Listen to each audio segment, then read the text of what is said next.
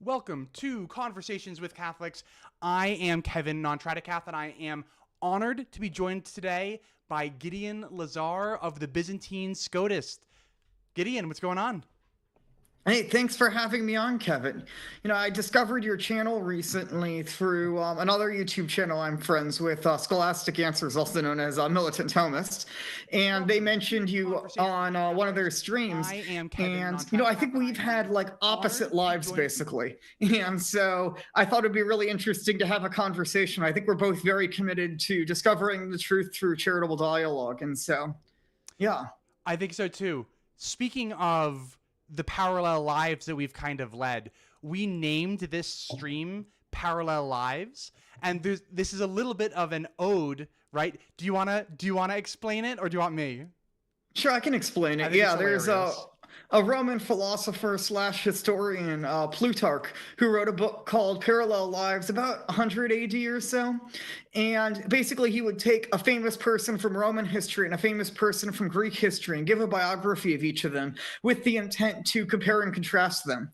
So, Kevin here was raised traditional Latin Catholic, then fell away from the faith. I was raised in a secular background, then ended up becoming Greek Catholic. And so we have the Latin and the Greek, the opposite lives. I think this is a really great setup here. When it occurred to me that we should name it Parallel Lives, I was like, it could not be more fitting. I just loved it so much. Yeah. But okay, so today we're going to try to cover a decent amount of ground, right? So I think on the docket for today's conversation is nominalism and mereological nihilism and just kind of the philosophical side of things. We may touch on a little bit of creationism, and it might even kind of stay more of an epistemological conversation too, even. We might touch on integralism and the kind of political theory stuff. But we'll see how it goes, because that's a whole lot of stuff. And, this is just one conversation. So where did you want to start? Maybe we could just start with our lives, because, I come from a secular background. Then I was raised in a Jewish family, but not that religious. We celebrated major holidays and stuff. And if people are interested in more details on my story, they can find my YouTube channel below, as well as I had a long appearance on Pints with Aquinas, where I talked with Matt Fradd really about my whole life story up until about 2 years ago when I was on it. And so I was raised in this very secular family.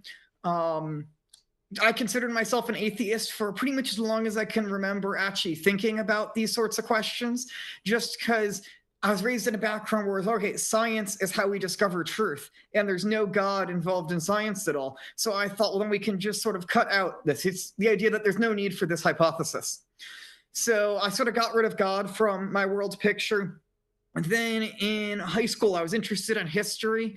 I started reading books on history, came across some Bart Ehrman stuff. From there, came across some of Ehrman's debates with Christians and Christian apologetics YouTube channels. Actually, I found the apologetics side of things more convincing, which sort of is a complete worldview change, 180 for me. So I went online, started reading more about Christianity, discovered the church fathers and websites like New Advent and stuff. And then I was sort of torn between Orthodoxy and Catholicism, but I like the aesthetics of Orthodoxy, so I became Orthodox. And then I became sort of online, back in the days of sort of Facebook group apologetic stuff. I would debate people for hours on issues like the Filioque and stuff, and was eventually convinced over to the Catholic side, signed up on the Catholic side. And then my wife is Latin, raised cradle Catholic, conservative Catholic. And then in college, discovered the Latin Mass. So by the time we met later on in college, she was already attending the Latin Mass. And so, we'll sort of attend the Byzantine Rite and the Latin Mass, sometimes the Novus Ordo, because the Dominicans near us do it very reverently. And I'm probably what a lot of people would consider a traditional Catholic, in the sense that when I'm like, what is the sources of the faith? It's the tradition that has been handed on. But I'm not necessarily anti-Vatican II. I'm not against the Novus Order, even if I prefer the more traditional Mass, and I think older documents tend to be stated more clearly. So I'm not traditional in that sense of rejecting stuff. I've actually done a lot of my academic work now on Laudato Si, which is Pope Francis's encyclical on caring for the environment. And so I guess I don't know entirely whether I would be considered trad or not. I would usually call myself trad until I see some of the internet trads and might want to say, all right, I don't fit into that.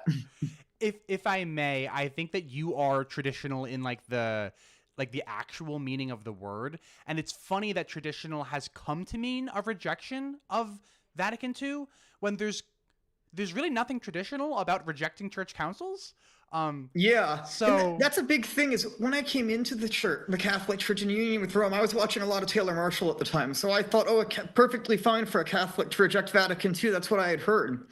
And then friends are getting me to read like very traditional treatments of ecclesiology, and I'm like, this does not line up with like a rejection of Vatican II at all. I mean, there's very, very high views of the Pope in stuff like the STS, the Summa Sacra Theologiae, if I remember correctly, and these traditional manuals.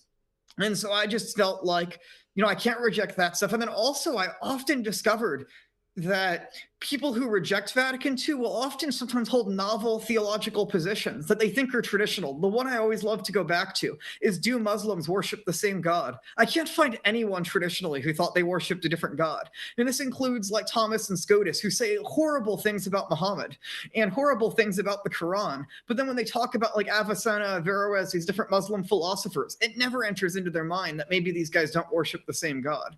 There's a few passages in Thomas maybe you could construe as they don't worship the same God, but I think it really doesn't fit into his overall system. And I think in context, he means you don't have supernatural faith.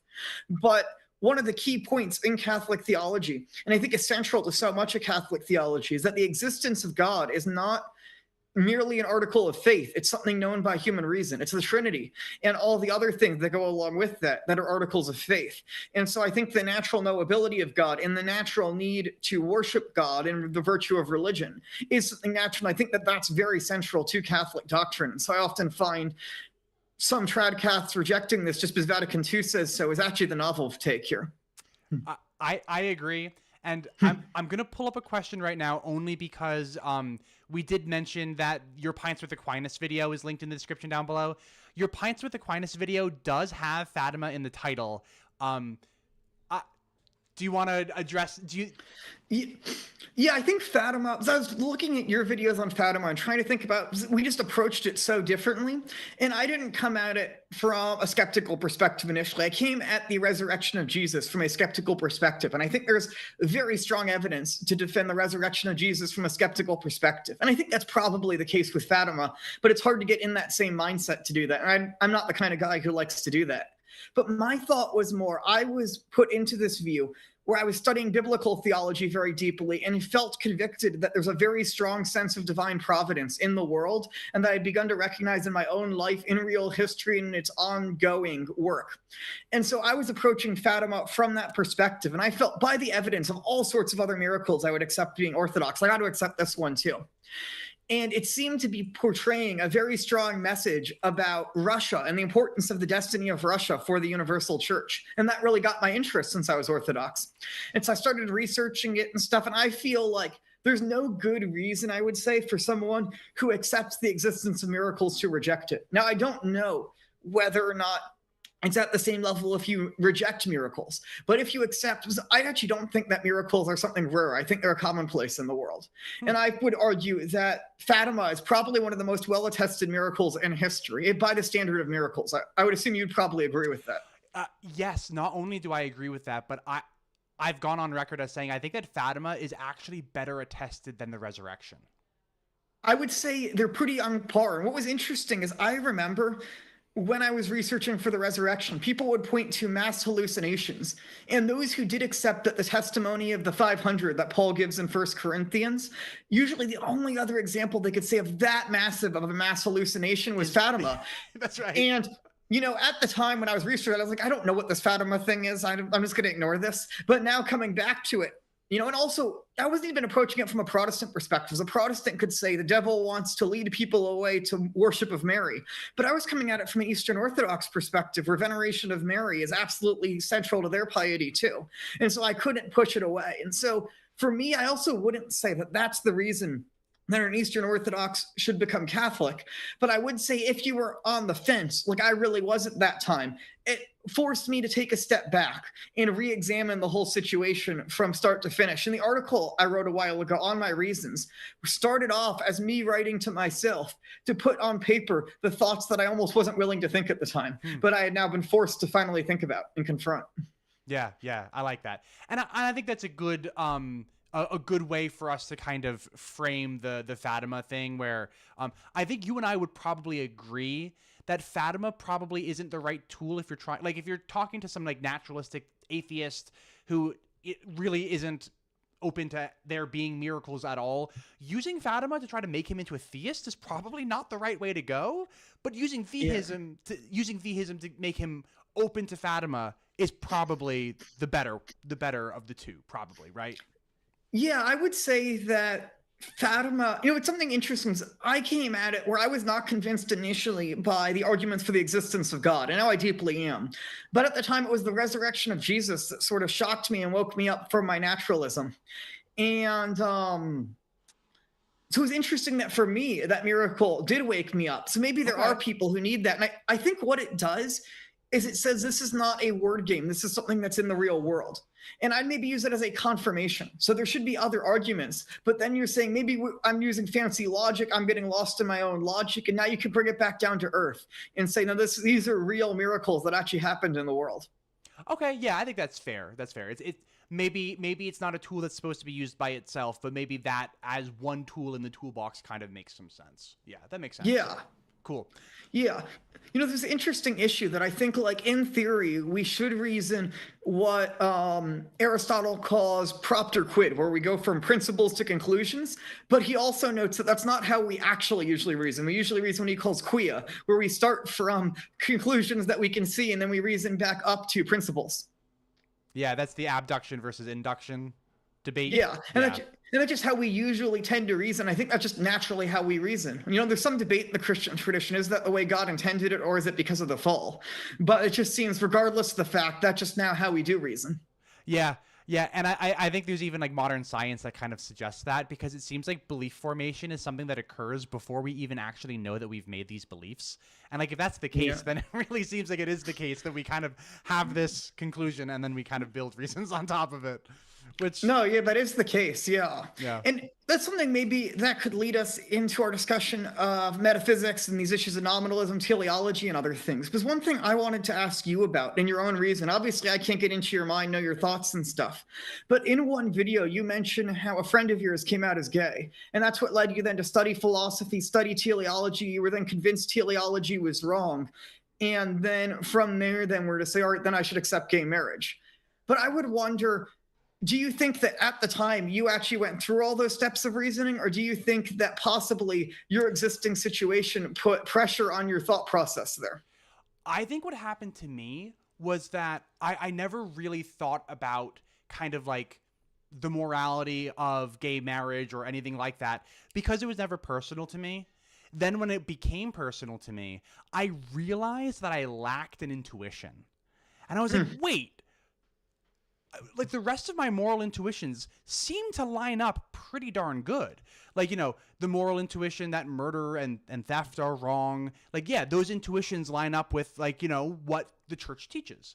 But I kind of had this conclusion, I guess, right? If we're counting an intuition as a conclusion already, I had this intuition/conclusion. I'm like, my intuition, my moral intuition does not tell me that this is wrong. Why? Let me look into it. And so that's when I started looking into teleology. And I didn't have the language at the time, but I probably would have, like, if I had the language that I have now and I put myself back in that headspace, I probably would have called myself like a moral intuitionist, where it's like you have some kind of direct access knowledge to what is moral and what isn't moral. Like, it's not a matter of having to figure it out. It's just we kind of just know. That's probably what I thought at the time. And when I realized, I'm like, oh, I don't have some kind of direct access knowledge to the fact that gay marriage is wrong, like, oh, like, what's wrong with me? Why? Let me look into the reasons that, you know, the church has kind of laid out. And so that was kind of the start of it for me. No, that's fair. Yeah. And often those big worldview shifts, you know, there's strong pressure against them. Like I remember actually believing in Christianity for about like a month or two before I ever prayed, because it was so counterintuitive to myself to do something like that, you know? And I'm sure for you, it was the same way. To think maybe this isn't true is a big pressure against you. But it was just something that came into my mind as I was watching both your videos on intuitions and on that. For some reason, when I look at you on the camera, I'm pointed like looking away from you. So if anyone in the video notices that, so I was trying to move the camera around, but I can't seem to get it. I think you're all right. It's, you know, we know you're looking at me. So from there then, you know, maybe we could go into this question of teleology and stuff, because when I watched your earlier videos on nominalism, that I scrolled back to the beginning of your channel initially, I thought you were lumping too many things together. If teleology, nominalism, and then mereological nihilism was really sort of slipped in the back door through nominalism. And it seems now in later stuff, you've distinguished them more clearly. So that's sort of not the route maybe I should go. But I want to go with teleologies. I think there's multiple different forms of teleology that you seem to be wrapping all up together. And I believe in pretty much all these forms of teleology I'll list, but I think you could distinguish perhaps maybe three main forms. You could have an extrinsic teleology, a non-rational intrinsic teleology, and a rational intrinsic teleology. And I think that you only need the first and the third of those to defend Catholic dogma. So I think in Aristotle, he only has the second and the third because he has no doctrine of creation. And so for him, teleology is within things themselves, acting towards ends. And then in the Nicomachean Ethics, which is where he brings in teleology to ethics, he talks about humans acting intentionally towards ends. And now once you have then a doctrine of creation, I think it's very easy to defend an extrinsic teleology, that certain things appear to be ordered towards certain ends, but it's an outside object doing it. And really that's not considered final causality in the traditional sense there. But yeah, I guess I'd be curious on your thoughts of the distinctions between different forms of teleology, sort of as a starting off in teleology and ethics. Yeah, I think before I give you any kind of thoughts about what them, let me make sure that I understand it properly. So I think that I'm pretty sure that I understand the intrinsic versus extrinsic, because I think I remember, I forget if it was Aquinas or Aristotle who was talking about the difference, and I think that the example was something like a hammer, or like, was it a fork, would never have an intrinsic telos, because that's something that's created by man, but they might have extrinsic teloi because, you know, they were designed by man for some purpose, so the telos of the hammer is to hammer, not because it has an intrinsic telos to hammer, but because it has an extrinsic telos to hammer. And I think that the example for an intrinsic telos was like the telos of an acorn to grow into an acorn tree. And that's something like man had no part in that. Like whether or not man touches that acorn, like that acorn is going to grow into an acorn tree if it fulfills its end. Now, what's the difference between the two different kinds of intrinsic teloi, the rational versus non-rational? Yeah, so I would say it's whether there's an intentional act to do it, right? So the acorn doesn't stop and think, am I going to grow into a tree or not? It simply grows into a tree.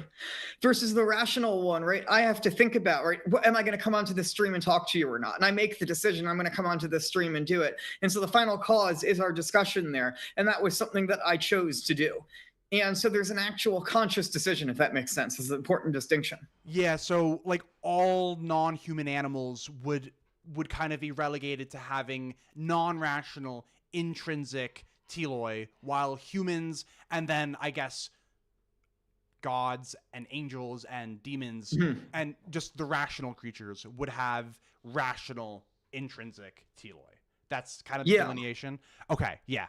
And I guess I have a question for you there. Are we still talking prescriptively in terms of all of these various teloi? Because I think that my biggest problem with teloi, biggest, I don't know, it's kind of hard to talk like that. But one of my biggest problems, I think, is the seeming prescriptiveness of teleology, where, you know, the way that I've been trained to think through my engineering education is descriptive instead of prescriptive. So would you see all three as being prescriptive? Yeah, I would say probably all three are. That's because I think that there are certain things that are moral judgments and other things that aren't. So, for example, to go to the example you usually have, a certain teloi of like sexual reproduction and stuff, right? We could talk about the moral decision to not do, to do it or not do it, right? We could talk about what the organs actually do themselves apart from any conscious human act, even if a conscious human act entered into it. And then we could talk about where I think actually what you need in order to defend the Catholic teaching is that there was an extrinsic design from God, that it is that way, right? So someone could say, hey, I basically hold like William of Ockham's position, that you can't prove intrinsically that it has that teloi, that certain things just happen. But you could say that extrinsically, God has given them those purposes. Now, I think Occam doesn't actually bring that into his ethics, though. I think Occam's ethics are just strict divine command theory. But you could, taking his metaphysics, still allow that sort of an ethics, where it's just extrinsic. And I actually think that the way even a lot of Thomists, especially the Jesuit Thomists, will think, often sounds a lot more like extrinsic teleology than intrinsic teleology anyways. So it's more the case that the reason why it's wrong to frustrate the end of an act is because God made it so that like that thing is supposed to do that thing. And so when you're frustrating the end of it, it's not just that you're kind of breaking some kind of natural law. It's that you're breaking a divine law. You're breaking God's law. Is that kind of the idea?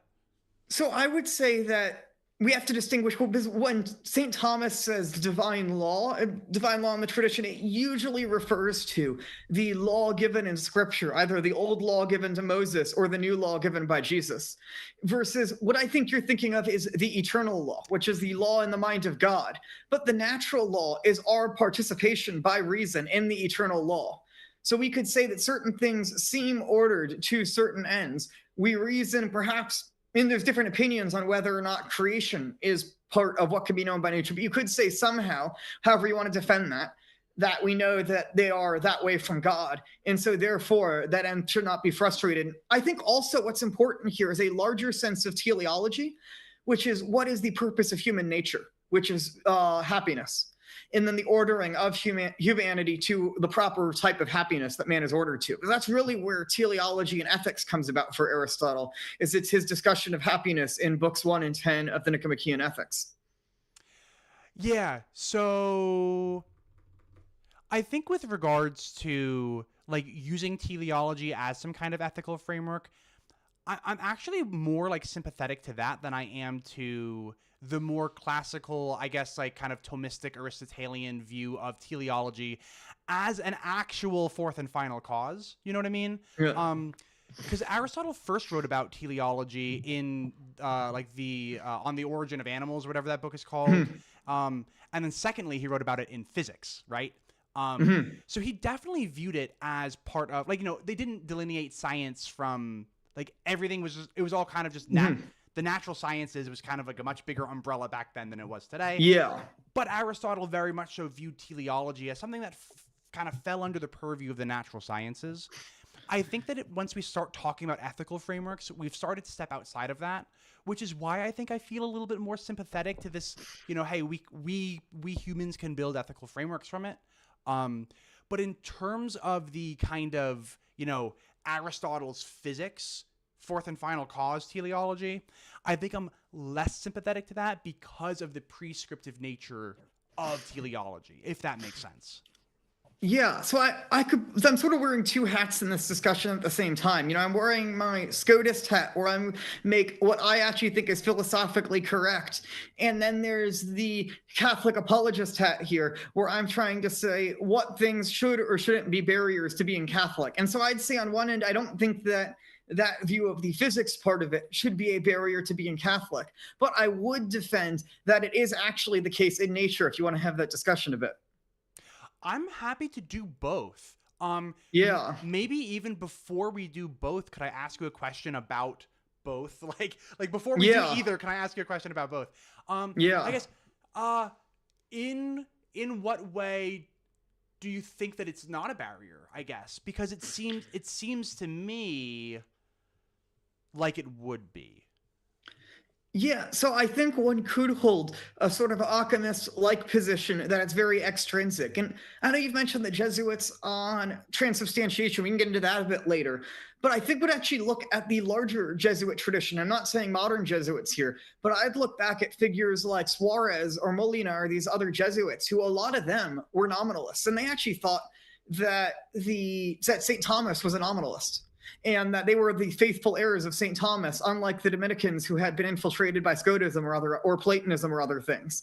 And so they saw themselves as the true heirs of Thomas. And I think that there's a strong case. I saw in your discussion with Jim Madden, Thomas says that they're only potentially universal in nature. And I think that that's probably right. And I think ultimately Thomas is a realist. We can get into that discussion later. But I definitely think Thomists don't have as strong of a grounds for realism as they think they do. But where was I going with this then? Yeah, so I think that I don't know all the details of how one would defend. I was trying to think about how I would, as a nominalist and an Occamist, basically defend lots of Catholic dogmas. And I was able to square pretty much any dogma that could come into my mind from an Occamist perspective. And I would say maybe you might be more naturally led to certain Catholic dogmas if you assume a very realist framework. I think the major philosophical commitment you have that would be a barrier is mereological nihilism, because I think that actually does destroy Catholic dogma. But I don't think that anything else you've put forward, I think it could easily be squared with some modifications. So like, for example, accepting instead a extrinsic sort of teleology and a human teleology in action. But I think if you were to accept then the existence of God and the act of creation, then I think that'd be pretty easy for you to square in and still be an Occamist. Yeah, I don't want to go to mereological nihilism yet, because we definitely haven't exhausted nominalism. But I do just want to say that I think that your observation that you think that mereological nihilism would be the hardest to square, for me, I actually view it right now as the easiest to square, and I wonder if my mind is going to change during this conversation. We could talk more about that when we get there. But I'm going to be super interested to kind of do the comparison and contrasting between, you know, why I think that nominalism isn't as big of a deal and why you think it is, and why I think nominalism is a bigger deal and why you think you don't. But for now, maybe we'll stick to nominalism. And so, go ahead. Yeah, I think neither. You brought up two main Catholic dogmas in the past we could go into that you think contrast with nominalism, and I don't think either of them do. Okay, and I think it's transubstantiation, and then just generally speaking, the dogma about Christ having two natures. So hit me with it. How come it's not as big of a problem as I think? Yeah, so for transubstantiation, right? First of all, the first thing we're talking about isn't even a universal. It's bread and wine. They only exist as universals in the mind, even to the staunchest realists. No, I think the issue here is mereological nihilism, because the question is there a real substance up there of bread or wine that's then replaced with a new substance? And are there accidents that really inhere in substances? And I think that's an issue of mereological nihilism, because Occam is still an essentialist. Occam still thinks that there are real substances in the world and that there are real accidents that inhere in substances.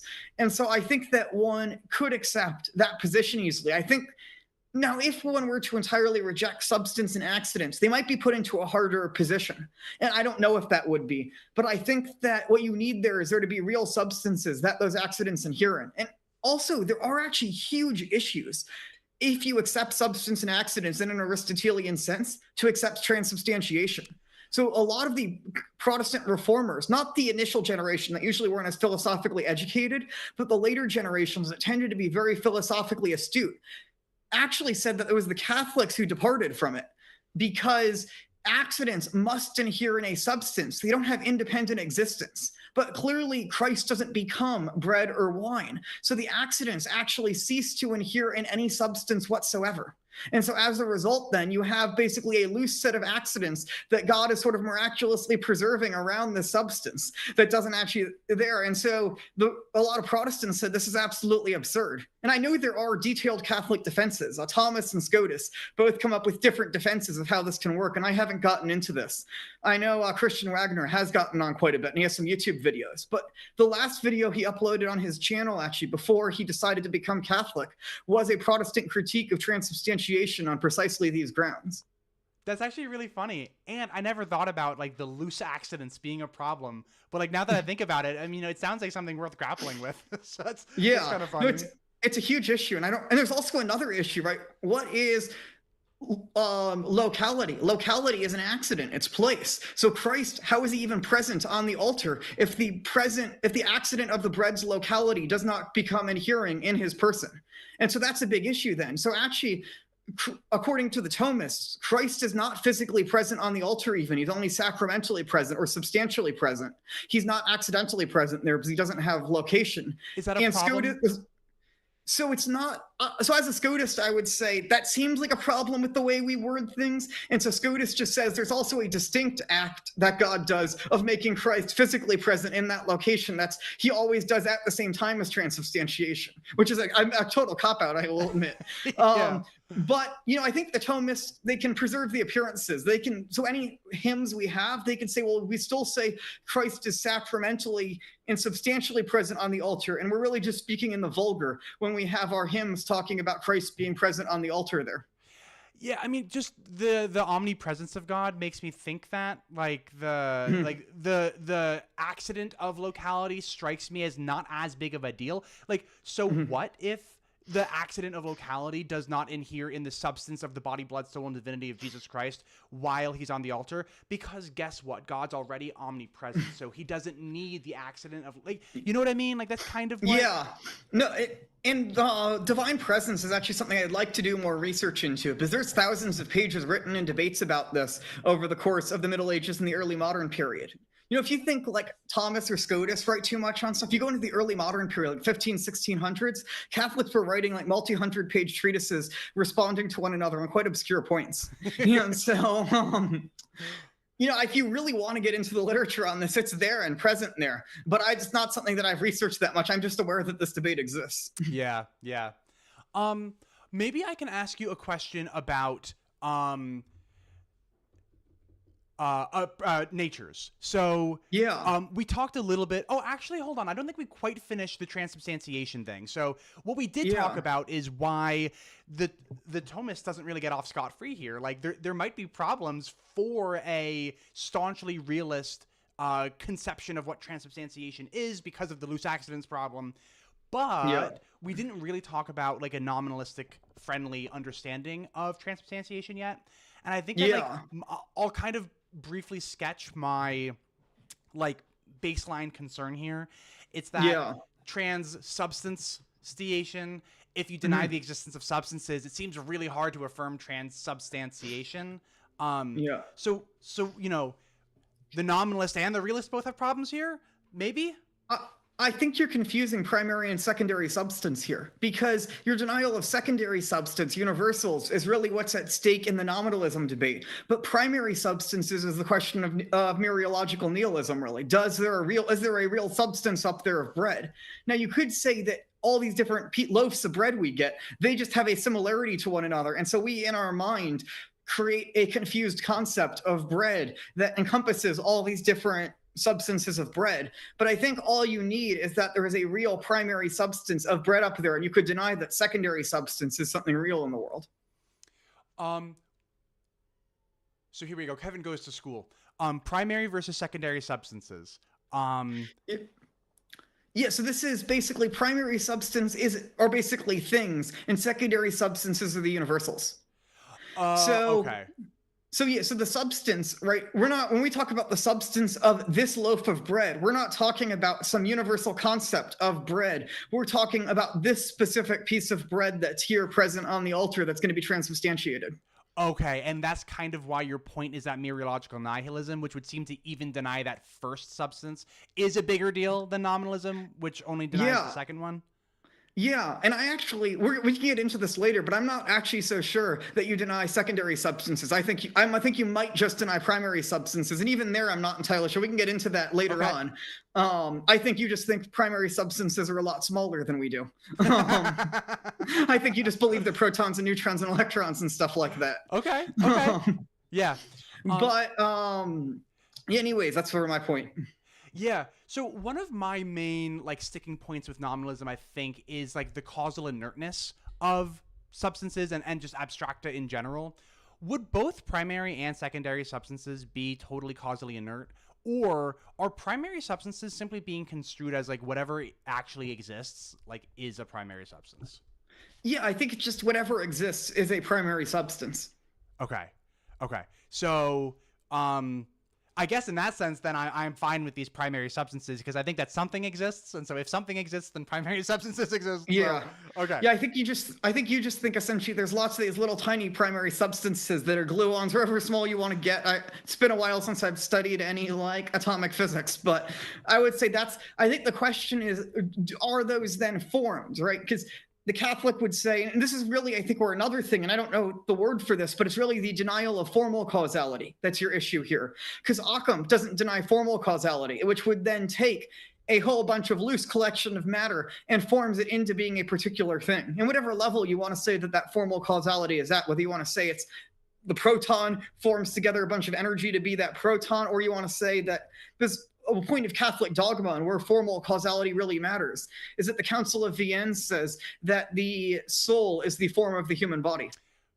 And so formal causality is actually going to be an issue there. And really implied, even though you could, I guess, deny formal causality in affirmed substances, formal causality is usually the way we understand how substances are united, that all the matter is united into being a singular substance, it's ordering to a singular form. And so that would seem then to probably pose an issue for transubstantiation, but I'm not sure I could prove that. So someone couldn't create another account. Yeah. So if we're talking about, so I guess, are we able to licitly within the Catholic Church kind of strip secondary substances away from our ontology and still hold on to transubstantiation? I think you could definitely hold on to transubstantiation. Something I've been thinking about is I can't think of any nominalists in the Catholic tradition who aren't conceptualists. Yes. See, one might have to say that there's in the mind a universal that we create, but I think one could easily say that this is just an idea we come up with, a concept. I'm not sure one has to say they're actually in the world, even though I would affirm, I think even more strongly than the Thomist would, that they are actually in the world. So sorry, I'm going to try to repeat what you said back to you to make sure that I understood it. I think that your point is saying that, like, yes, we can do away with the secondary substances per se. We might need to be committed to some kind of softer nominalism, like ostrich nominalism might be off the table, but like a kind of conceptualist nominalism might be fine, because frankly, sometimes I think that the conceptualist nominalists and the moderate realists are describing the same thing in different language. Like that's like my contention. That's sort of the argument of a lot of the nominalists who think Thomas is a nominalist. Like a lot of the Jesuits, they just think he's a conceptualist. Okay, interesting. I actually didn't know that, but yeah, because Occam is not responding to Thomas when he formulates his conceptualism. He's very directly responding to Scotus, because Scotus wrote that these universals are not fictions, and when Occam gets to the same spot in his treatment of the sentences, he says they are fictions. Oh, okay. So he's responding very clearly there to Scotus, which is funny because Scotus often gets labeled as though he's the cause of nominalism. I'm like, no, that's who Occam was trying to refute. That's funny. So if we are going to construe transubstantiation without these secondary substances, what exactly... So is transubstantiation then just kind of like a misnomer in the sense that like there is no substance that is No, there's a substance. The substance is the bread that's there on the altar. Okay. And so because the universal doesn't change. The universal bread remains the same, right? My concept of bread, I don't suddenly have a new concept of bread when Christ changed, when the transubstantiated on the altar. What changes is what's in the bread. It's no longer the substance of bread. It's now the person of Christ that's there. So if we have only if we only have primary substances, then it would make me want to say that things simply are what their primary substances are, right? Like that would seem to me to be the case. And like if things don't have any kind of secondary substances, then it seems to me like the only thing that could be, like the only thing that a thing could be is what its primary substance is. And if in transubstantiation we are just holding to this, hey, like, look, I know that the primary substance, like, it doesn't look like it's changed at all, but just it has, and like we just have to take that on an article of faith, I suppose, kind of, right?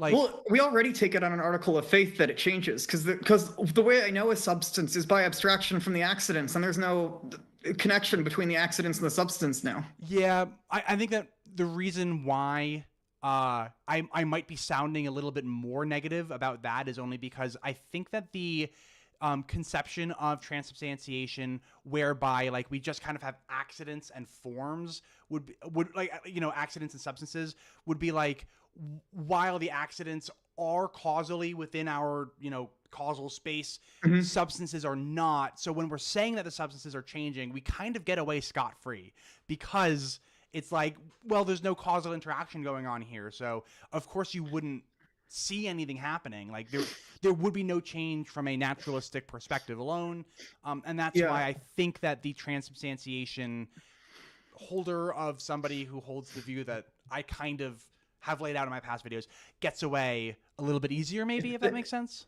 That's why I think it's not the nominalism, but it's the mereological nihilism. Because it's the question, is there a substance there that accidents inherent?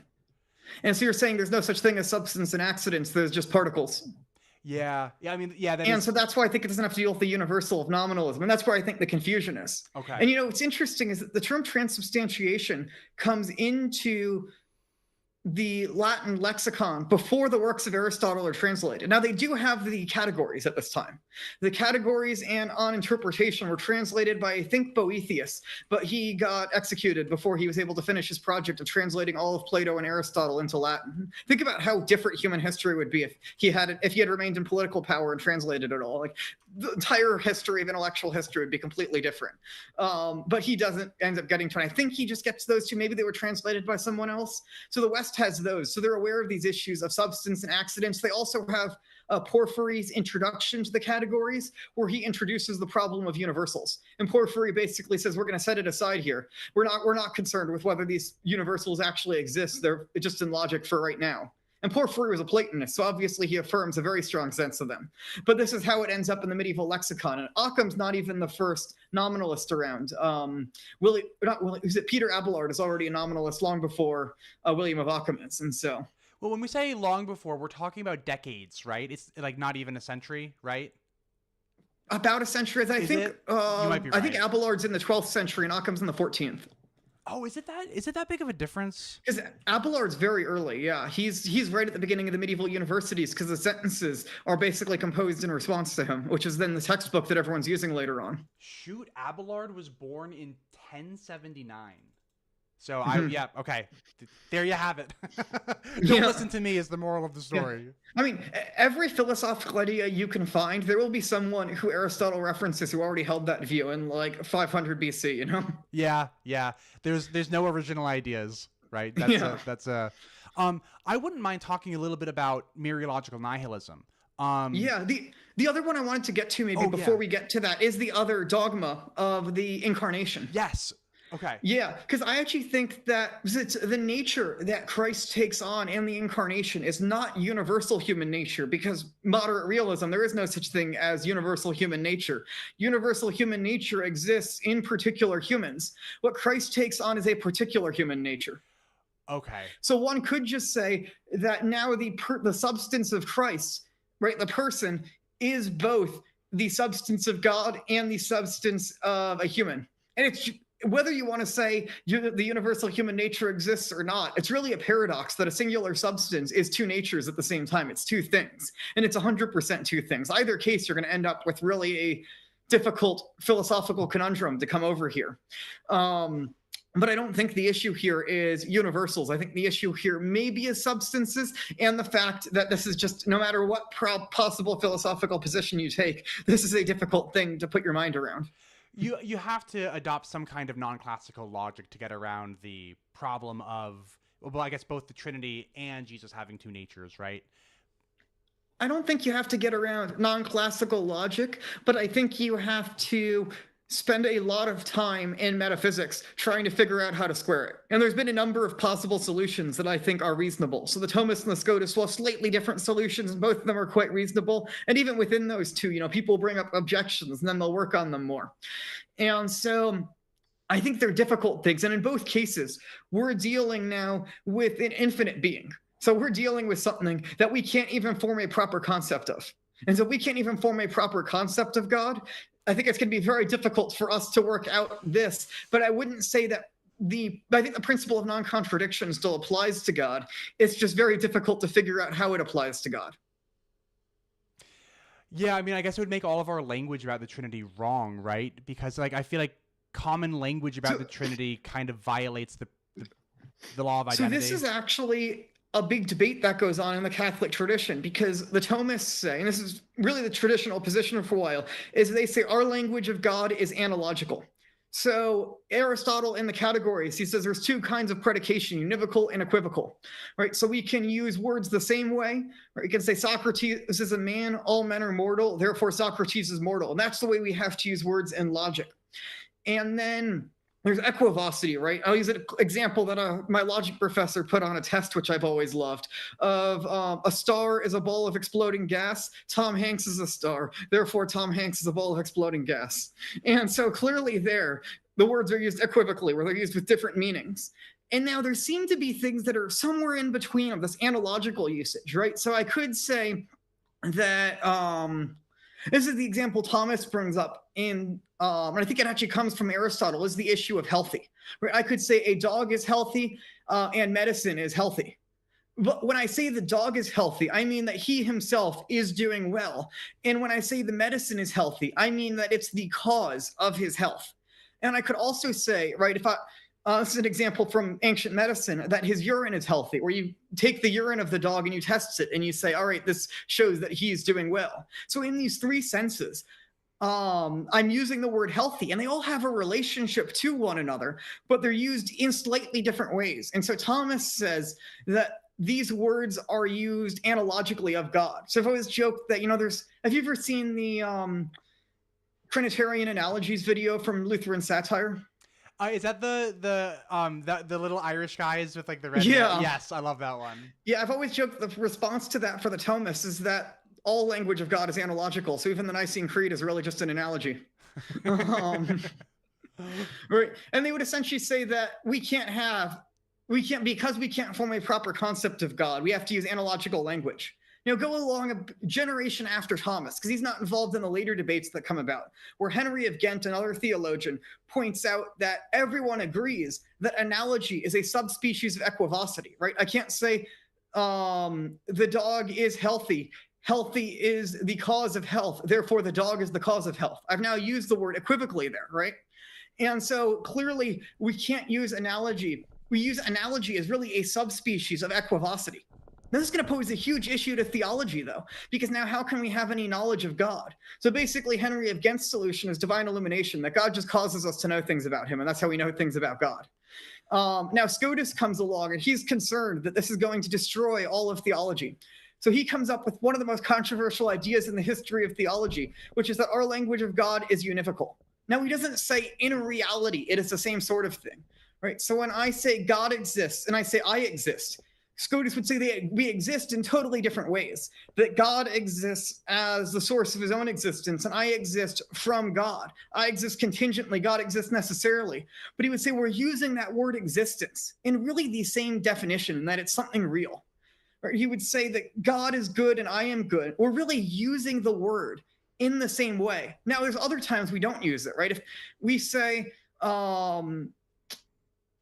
for example, that the hand of God, obviously there we're just using an analogy, and everyone would agree that's equivocity. But when we're using these words where we're trying to speak formally about God, Scotus says that these words are used univocally. And so that's the position I'd affirm of this. I have no clue how we even got on this tangent now. I don't either, but I liked it. But yeah, this is sort of, and then there's a long-running debate among the Thomists of what actually does Thomas mean by analogy? Because all of a sudden, analogy has been completely blown open, and they don't want to accept Henry of Ghent's thing, because the Thomists want to say we can have natural knowledge of God. So you have, for example, Cajetan, who's a famous early Thomist commentator, and he sort of ends up adopting something very similar to the position of Scotus, but he says basically we form this confused concept of being that's similar enough between God and man that we can, in our mind, create this common concept that's then used in a syllogism. But here's the issue that I have with that, and a lot of the Scotists had with that, is this is the same argument the nominalists make for all common concepts. Right now, we can just have a common concept of two dogs and say, well, they're similar enough that I come up with this concept. So I think the Thomists are really inconsistent to accept a universal between dogs, but not a universal concept of being. And I'd say the Scotists are consistent in that we accept if things are similar enough, there's a real universal idea of them that we can have. Yeah. Yeah. How did we get here? They were talking about the natures of Christ and language of God and whether it's principle of non-contradiction. So I think basically the Thomists would say that the way we get around it is somehow with analogy. Now there are certain, maybe you could say heretical Thomists that they wouldn't be called Thomists by like mainstream Thomists, such as John Milbank, who actually just want to say that basically Thomas shouldn't have accepted that the principle of non-contradiction applies to God. He would basically say that, yeah, God, we speak of him analogically, and that contradicts logic, and that's totally fine because it's God. And the principle of non-contradiction only applies in created things. But the traditional Thomist is not going to be able to accept that. And I think really that doesn't work with Catholic dogma about God. And so I think once we accept the principle of non-contradiction. Sorry, real quick. You don't think that a Catholic would be able to illicitly accept that all of our language about God is analogical at best? I think they would be able to illicitly accept it's analogical, but I don't think they'd be able to accept it in a way that would contradict the principle of non-contradiction. Now, I will say Scotus gets very close to analogy, and a number of times he even says, look, I'm trying to defend analogy here, but I'm trying to defend a logically coherent account. Because he would say, I mean, what does it really mean for an infinite being to be good versus a finite being to be good? Beyond the definition of good, we really can't even form a concept of what it's like for God to be infinitely good. So really, in actuality, it's analogical. But our logical concept there is univocal, which he thinks is important in order to be able to do theology so we can talk about God at all. And so I would say that then the principle of non-contradiction, I think, has to apply to God. But I think the way in which it is, because God is so infinitely different from us, the Fourth Lateran Council states it is that for every similarity between us and God, there is a infinitely greater difference.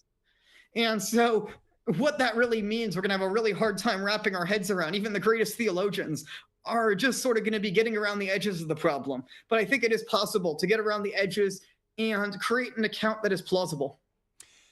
Okay. And so if we are trying... maybe we can sketch a plausible account of, and if you think this is just impossible to do on a call like this, no problem, but maybe we can quickly sketch a plausible account of the Trinity without referring to non-classical logic. And I'll just briefly sketch the problem that I see. Like, it's not a problem to say that, shampoo is part of 3-in-1 and conditioner is part of 3-in-1 and body wash is part of 3-in-1. But if we say, no, shampoo is 3-in-1, and if we say conditioner is 3-in-1, and we say body wash is 3-in-1, then all of a sudden we have this thing where they're all just the same thing. And we're not saying that of God, obviously. We're saying that God is 3 distinct persons, yet they're all the same God. So, it seems to me like it's difficult without appealing to non-classical logic. It seems difficult to me. So I'll explain it in a way that I'm actually going to have to go back and invoke universals now and stuff like that. And I'm sure there are accounts of the Trinity you could have that aren't about to invoke everything I am, but this is how I've thought about the Trinity and tried to understand the Trinity. Is that what makes certain things numerically one or numerically many, right? So our human nature, I would say that there's a real universal common human nature that we share, but it's not that a Platonic sense that there's another human nature that's out there somewhere else. The common human nature, right? There's in you and it's in me. And ultimately, if we boiled it down, that would be the same nature in just the same way that perhaps, and you would probably deny this is universal, but I'm trying to create an analogy here that you could get closest, is that like when this live stream is going out on many different people's computers, these sets of ones and zeros that go on each of their live streams are a different set of electronic ones and zeros that are going out, but we would say that they are the same live stream. And now you would probably say that we're just speaking in the vulgar, but as a realist, I would say that those are actually the same live stream. And so it's the same thing. We are both the same human nature, but it's instantiated in me and instantiated in you. So it's instantiated in really different persons. And why is that? Well, we're divided in many ways, divided by time, space, matter. I mean, ultimately, I would say this is where Scotus's solution is that there's a certain thisness of it, what he calls haixeity. It's literally just thisness. So you have a certain thisness, which makes you Kevin, and I have a certain thisness, which makes me Gideon. But but there's many different ways in which they're divided. And even Scotus would say the different accidents, is really how we would actually know in practice that we're different people. But with God, what divides the three persons of the Trinity, right? So there's relation that distinguishes the three persons.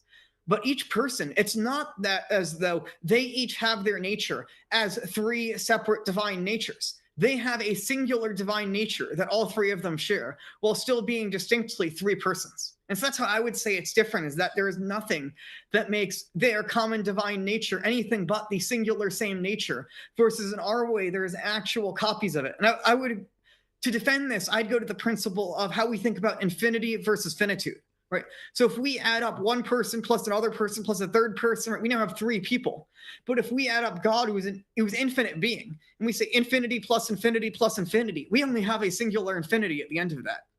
And obviously, God's infinity is not like mathematical infinity, but we can think analogically about mathematical infinity to try and understand God's infinity and say, all right, these three infinite persons still somehow remain a singular infinite being in a way that we're multiplied. There are different levels of infinity, though, as in like the infinity of numbers between 0 and 2 is larger than the infinite numbers between 0 and 1. Oh, and they're actually aware of this in medieval discussion. So Scotus, when he's discussing the existence of God in the Ordinatio, he brings up the objection that is this infinity a mathematical infinity? If there could be greater and lesser mathematical infinities. And Scotus responds that God is a metaphysical infinity. So not a mathematical infinity, and he transcends beyond any even mathematical infinities. Because the issue he's dealing with here is the eternity of the world. There's a debate in the middle. Everyone agrees the world is created. At least everyone who's Christian, not the Averroists, but everyone who is generally an Orthodox Catholic believes the world is created, but disagrees that this is provable. So Bonaventure thinks it's provable. Thomas thinks it's actually unprovable, and he writes an entire book trying to tell Catholics to stop trying to prove this by reason, because it makes the faith look bad, that you're using bad arguments. Scotus, it seems here he's more on Thomas's side, but it's almost for the sake of argument. So I don't know if you necessarily agree, but I think he probably would agree with Thomas on this, that you can't really prove this by reason, that it's logically coherent, at least, that the world could be infinitely old, whether it's really possible or not, but it's logically coherent. And so if the world then was infinitely old, it would still be a mathematical infinity, a succession of moments that is infinitely long, that would still be nothing. It would be more like our finite existence than it would be anything like God's infinite existence. And this is also picked up in early modern mathematics. That's really it's modern mathematics with George Cantor, the guy who invents basically the basis for modern set theory. He was a big devotee of St. Augustine and actually draws a lot of his ideas on set theory from Augustine, and actually corresponded extensively with Thomas, including the editors of the critical edition of St. Bonaventure. I actually had no idea that the inventor, or like one of the modern progenitors of set theory, was a big like Augustine fan. That's really funny. Yeah, so he was a Lutheran, and I can't find any evidence he actually ever became Catholic. But it seemed he had a lot of sympathies towards Catholic theology, and he said at one point that he got way more for his stuff out of Catholic theology than he ever got out of like contemporary mathematics. Look, let's just start a pious tradition. Just like the pious tradition about George Washington becoming Catholic, and then we'll just call it a day. I'm only looking at the time, and I see that we've been at it for an hour. We talked about a few different things, and I don't know if you have a time limit. I've got time. I can go for probably another hour to 2 hours, just depending on when stuff's going on here at home. But cool. Yeah, usually my son naps for about another 2 hours from the time we're out right now. So cool. Oh, and I didn't say it. I know I said it before the camera started rolling, but congratulations on your growing family. I meant to say it at the beginning of the stream, and I didn't. So, yeah. Did you want to do? Oh, so we didn't even really do mereological nihilism yet. We could go there. We started talking about infinite pasts and stuff like that. We could do a little bit of creationism if you wanted to. And then there's also the other topic we talked about was just kind of like political theory in general. Yeah, maybe we could just finish up this discussion on metaphysics a bit, because I want to hear your response to sort of my main objection to your arguments against universals and mereological nihilism and stuff, which essentially you're arguing that it posits less entities. But I'm actually not sure if that is the case, because I get it posits more entities if you have a very textbook version of Platonism, which I actually don't think Plato holds, but for sort of the textbook version that shows up in Aristotle's Metaphysics that he responds to, that there's a whole bunch of ideas in a world of forms. And I don't actually think that's Plato's view exactly, but holding that that was Plato's view, I think that would absolutely posit more entities, I would agree. But I mean, I'm positing that your human nature is in you, and I'm positing that my human nature is in me. I don't see the additional entity that I'm positing, because I'm not positing an additional thing of human nature. I think it actually goes it's sort of an intuition, right? That substances appear to exist, and it appears that things are similar enough that there are natures in the world. And so I would sort of say it's just sort of the intuition of it, that I almost think the nominalist, the mereological nihilist, is what the one who's forced into the burden of proof, because they're trying to argue against what are very common sense intuitions without actually, I think, removing any additional objects. Yeah, so I guess the way that I would go about talking about this would be something like this. You know, regardless of what kind of realism somebody might hold to, when it comes to the realist versus nominalist thing, the nominalist, me in this situation, would ask the realist something like, well, do you believe that human nature exists, whether it exists in Plato's realm or whether it exists in you? Do you think it exists? Yeah, I think it exists. And so, but do you also think that, you know, the atoms that make up your body exist? And do you also think that the organs that make up your body exist and all that stuff? Yeah, so I guess, actually, the answer to the Thomist would probably be they only exist virtually. But assuming what I hold, that they do really exist, that's probably a whole separate discussion we'd have to get into another time. You know, I think maybe the one thing you could say that I have to posit in addition that you don't have to posit is formal causality. That I have to posit there's a certain form of my human soul that orders all the different matter in my body to be a singular human. And so I guess maybe that's the one additional thing that I have to posit. But I actually think that you somewhat are going to have to posit that. So you're going to get very close to positing it, at least. Oh, what do you mean by I'm going to at least get pretty close to positing it? Yeah, because I would say, right, you still think deep down there are really substances, but you think those substances are like protons and neutrons and electrons and other things. And it seems in modern science, from what I understand, I've tried to dive into this and it gets into in-depth physics, which is difficult, that there's a common energy that all these things really have, which I would argue is the prime matter. But you never encounter just energy on its own. You encounter energy as a proton, as a neutron, as an electron, as a gluon, as whatever it is. And so I would then say that it's informed into being a proton, into being a neutron, or so on, or whatever. Yeah. So, and yeah. I have this like little soapbox I don't think I've done on YouTube yet, but it's as soon as anybody starts trying to talk about like physics, like anything beyond like Newtonian physics, you immediately become skeptical because nobody knows what they're talking about when they start talking. That's fair, yeah. I'm about to start talking about physics though, so be instantly skeptical of me. No, I agree there too, yeah. But my understanding of modern science is that what we kind of think is that really all that exists are fields, and these fields stretch across the entire universe, and matter exists where there are excitations in the field. That's kind of it. That's so that's it. I guess you could just get even smaller then and say that the fields are the form. That the energy being informed into a certain field is the formal cause. So yeah. So and I've said this before, where like if anybody convinced me that nominalism was false and like some kind of realism was true, like I think the most logical thing that I would accept is like, okay, realism is true, but the only things that exist are these fields.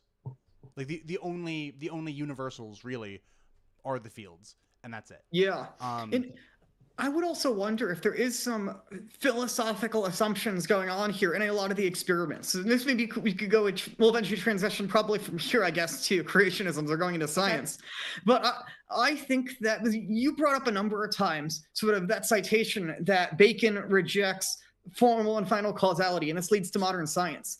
I wrote a lot of the primary sources around this time, and I think that Bacon's doing it That's where everything ties together, really, is Bacon's doing it as part of a larger religious, political, and philosophical project to deconstruct the medieval cosmos and to reconstruct a new vision of what human society should look like. And I think that the New Atlantis is his most clear vision of what this new society ought to look like. Michael Hanby has referred to as sort of the foundational manifesto, he thinks, of the modern world. We have this sort of technocratic society, there's religion, but it's sort of private, there's no church authority and stuff. I think that he titles it the new organon, and his clear target there is Aristotle's organon. Aristotle's works on logic, of we're going to destroy Aristotelian and scholastic philosophy, and we're going to construct in its place a new philosophy that's going to be the foundation of the modern world. But I'm actually not sure at all if that has any connection really to the already ongoing scientific revolution that's happening at the time. And now, right now, we have an assumption of a philosophical atomism that's already at play, right? The scientist has already said formal causality is not in my toolbox when they go to investigate the thing, right? So I don't know, and I've asked around, I can't really get a clear answer on this. Can you prove every single property of water from just the properties of hydrogen and oxygen? Or do you need to posit that there is something there? And I don't even know how we could test something like that. And I think there's a philosophical assumption there that no, ultimately it has to boil down to just the properties of hydrogen and oxygen. And so they make the assumption there, and there's almost like, how does it work? And maybe you want to do testing on that, but there's no question of, is it the case in the first place? I can actually speak to this one a little bit because my degree is in chemical engineering. And you actually can deduce all of the properties of water from knowing it's not just what it's made of, but it's also the arrangement of how it's made. So what we know about water is not just that it's, H2 and O, right? So two hydrogens and oxygen, but we also know the angles at which they're connected to each other. So we can like make a triangle shape. And we could put an O at one side, we could put two H's over here, and we actually know the angle at which the hydrogens connect. And that's important because of dipole-dipole interactions between water molecules. And so you can actually deduce all of the properties of water by just knowing that it's made, what it's made of, and also like how, because there are different molecules that actually have the same chemical composition, but are just arranged differently. That's something called chirality, and chiral molecules behave very differently, like to the point where sometimes chiral molecules are actually poisonous to humans and other ones are totally fine. So I definitely agree. What it's made up of definitely is going to contribute to its tendency, because there's a whole discussion in the Middle Ages of the elements, of Aristotle's 4 elements of earth, water, fire, and air. And they would be said to be in substances, but to only be in there virtually, in that they're in the thing, but they're ordered to the fire form of the thing. And so they give certain tendencies to the thing. And I think that's playing a similar philosophical role to what these atoms are doing here in our system. But I guess my question is, if, let's say, I presented you with a diagram of a new atom that you've never studied before, right? Would you be able to calculate for certain all of its properties just from that diagram and what's in it? So me, no, but scientists, yes. Fair enough, yeah. And we've actually created molecules that we've created atoms that we've known, and we've also created molecules too, so I'm not wrong there, from things that we know like would make them up, but they just don't exist in nature because they're incredibly unstable. But we've made them, we've tested them, and we've found out that their half-lives are exactly what they thought that they were going to be. So you actually can. And one of my professors in college actually created one of the original models, like computer models, to figure out what kind of molecules are going to be made when you kind of smash other molecules together. Fair enough, yeah. Maybe you can now become my physics check persons. I've been trying to find like a physics person who'd be willing to like let me run my philosophical arguments through on physics. So that's sort of demolished my argument there. But well, I guess and to be clear too, I did lead everything off by saying don't listen to me. Like all of my scientific background is this. I have a bachelor's degree in chemical engineering. That's it. A bachelor's degree. Yeah. So, take everything I say with a grain of salt. Yeah, because essentially what I would argue is that there's a certain essential order. So I think Scotus's account of hylomorphism is a lot more articulate. And I thought this would be a whole separate sidetrack to go down the discussion. If people are interested, I did a long discussion of hylomorphism on the Dogs with Torches podcast and different Thomist and Scotus conceptions of hylomorphism. Because how exactly matter and form are related is a large debate in the Middle Ages. But I would just argue that there's certain thing, this matter, right, somehow is ordered to higher forms, which make that to be certain substances, that the matter and the form comes together to be certain substances. In that it appears that this seems to me to be the most coherent account that allows us to follow our general intuition without really positing anything extra. Versus I don't see what extra I'm positing really. Compared, maybe I'm positing less forms or formal causality on a lower level, but I feel like in order to actually coherently account for even those fields, I need to account for some sort of formal causality. So why not just say then that my basic coherent real account that I have of substances existing on a natural level is just the way the world is? Well, I think that the difference is like if you are positing that there is some real substance that exists even in that hydrogen atom, then the person who doesn't posit that substance can just say, no, like hydrogen atoms per se don't exist. What really exists are, one proton and one electron. And even then, like, the one proton doesn't really exist. What does exist is, a collection of quarks. And even those quarks don't exist. What really exists, you keep on going down. But, so it just seems to me like, if you're positing a new substance pretty much at every level, or even just at one of the levels, it already seems to me to be less parsimonious. Yeah, I guess I just don't think you can have a philosophically coherent atomist account of the universe on philosophical grounds. And I think what we now call atomism, right? I mean, we're talking about almost the word equivocally of, these things, we thought they acted like Greek atoms, and so we called them atoms, but now they don't. So when I mean atomism, I mean like the Greek philosophical system. Yes. That there's just these little tiny particles of everything. And I think I just don't think that philosophically works, because I think at any level, you're going to have to posit some sort of substances. Right. And once you posit substances, then I think you have to, in order to have a coherent account of that, posit that there are compositions of form and matter in an Aristotelian sense. And then I think you already have formal and material causality at play. Yeah. So I guess my question is just why must we? Why must we posit these substances? Yes, I think this is, Aristotle's trying to solve the issue here of change. How is it that something changes into another thing? And maybe we want to say that it doesn't at this level have any change, but I think you'll agree at some level there is change, right? Do you think at any level that things change? So I don't think that things per se exist other than the mereological simples. So it wouldn't be like, I can't say that like Kevin per se changes, because Kevin per se does not exist. Sure, but do you think these fields change? No. I mean, like there's excitations in the field, and different fields may have so this is where it gets tough.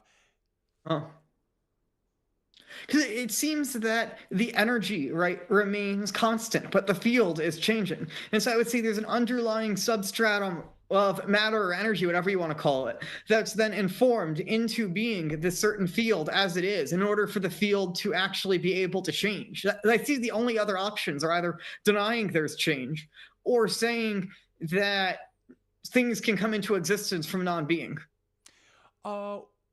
Wait, so no, we don't have to accept that things come into existence from non-being, right?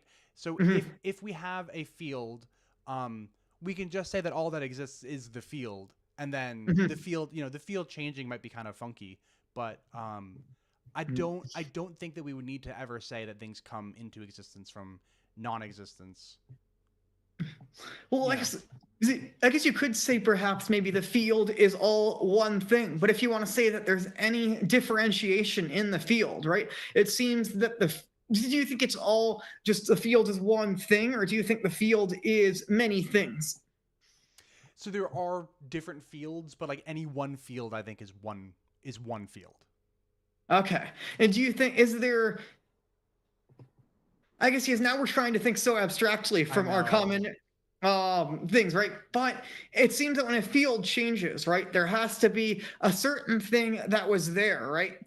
goes out of existence, a certain way of the field being, and a new way of that field being has come into existence. I think we can either say that there's some underlying thing that remains the same and something else that changes. You would say that the form changes, but the underlying matter stays the same. Or that essentially something went out of existence, another thing came into non-existence, came into existence, or there wasn't any actual change, and this is just an optical illusion. Oh, yeah. So I see what you're saying. This is the old problem of Parmenides and Heraclitus. One thing that I've actually heard from physicists who've talked about this is while a field might have excitations in different spots at different times, the field's actual value is always 0. And there's actually this theory, it's unproven right now, but there's this theory that if we added up like all of the matter and antimatter in the universe, we'd get 0. If we added up all the energy and you know, if we added up the entire energy balance of the universe, it would just be 0. And so what that's saying is like things really never do change. So like a field might have an excitation, you know, at this part at this time, and at this part at a different time, and at this part at a different time. But the actual field itself never changes the like amount of energy in the field. It's always constant, and it's always 0. That would seem to cohere with this Aristotelian view, because what remains the same is the matter. The prime matter remains the same, so we should expect that aspect of it to remain exactly the same, the amount of matter to remain the same. Well, what that matter is, how it's formed, is what's changing. Okay, and so if we do say that, like, yes, the fields are, you know, the fields are never changing in the sense that the fields always have the same value. They're just being excited in different ways at different times. What follows from that? That there is some kind of like yeah, what I guess follows? there has to be some aspect of it that changes and some aspect that remains the same. And Aristotle's solution to this is hylomorphism, that there is formal causality, that the form can change from one form to the other. And now Aristotle will have it with substantial and accidental. So either the accidents of the thing could change, or the actual substance itself could change. So you could say, translating modern physics into more Aristotelian language, that you might think that there's only a singular substance, the field, that then has accidental changes. But I argue then there's still some form that's changing. It's the accidental forms that are changing, while the underlying substance of the matter remains the same. Okay, and so then the person who holds this view is kind of committed to at least, like, you know, if we want to call it hylomorphism, then they're committed to hylomorphism as it pertains to fields, at least, right? Yeah, and so I think that, I guess, because all of a sudden now you have formal causality in your toolbox again, is what I guess my thought. And so now you can argue whether or not that should apply at higher levels, but I think that's a very different conversation than whether formal causality exists in the first place, whether we have any reason to think it exists. Yeah, I mean, I suppose I would have a hard time, though, saying that, like, because we have fields that are somehow still, like, you know, we talk about fields as if they're the same field, but they're excited in different ways. Taking that and then running with it and kind of coming to the kind of hylomorphism that Aristotle talked about, and the kind of hylomorphism that kind of underlies things like transubstantiation, feels like a really big extrapolation of physics, if you know what I mean. Yeah, that's fair, yeah. And so the way the Thomists are going to deal with it is they're almost going to deny that the sort of formal causality I just talked about even exists at all, and say that the formal causality only exists on the more substantial level, versus the Scotus will posit that there are actually multiple forms in a singular substance. So I could say the formal causality exists at that lowest level, and I don't know where exactly it starts and where it doesn't or not, you know? I think that's an open question. For example, Scotus himself says that it goes down to the level of maybe like the human organs. That's sort of where he thinks. And then maybe within the organs themselves, though, there's just the elements. And I think we could now be scientifically justified in breaking it down to the level of like atoms or molecules or something like that. And then those forms are essentially ordered to one another. But I think then we're in a different philosophical discussion, sort of what sort of hylomorphism ought to exist. And I think then there's the open debate of, then I would sort of go to all the arguments the Scotists are going to have against the Thomists for the possibility of a plurality of forms in the substance. And once I have that, I think a plurality of forms in a substance, then I can say that it appears that there are real substances of things.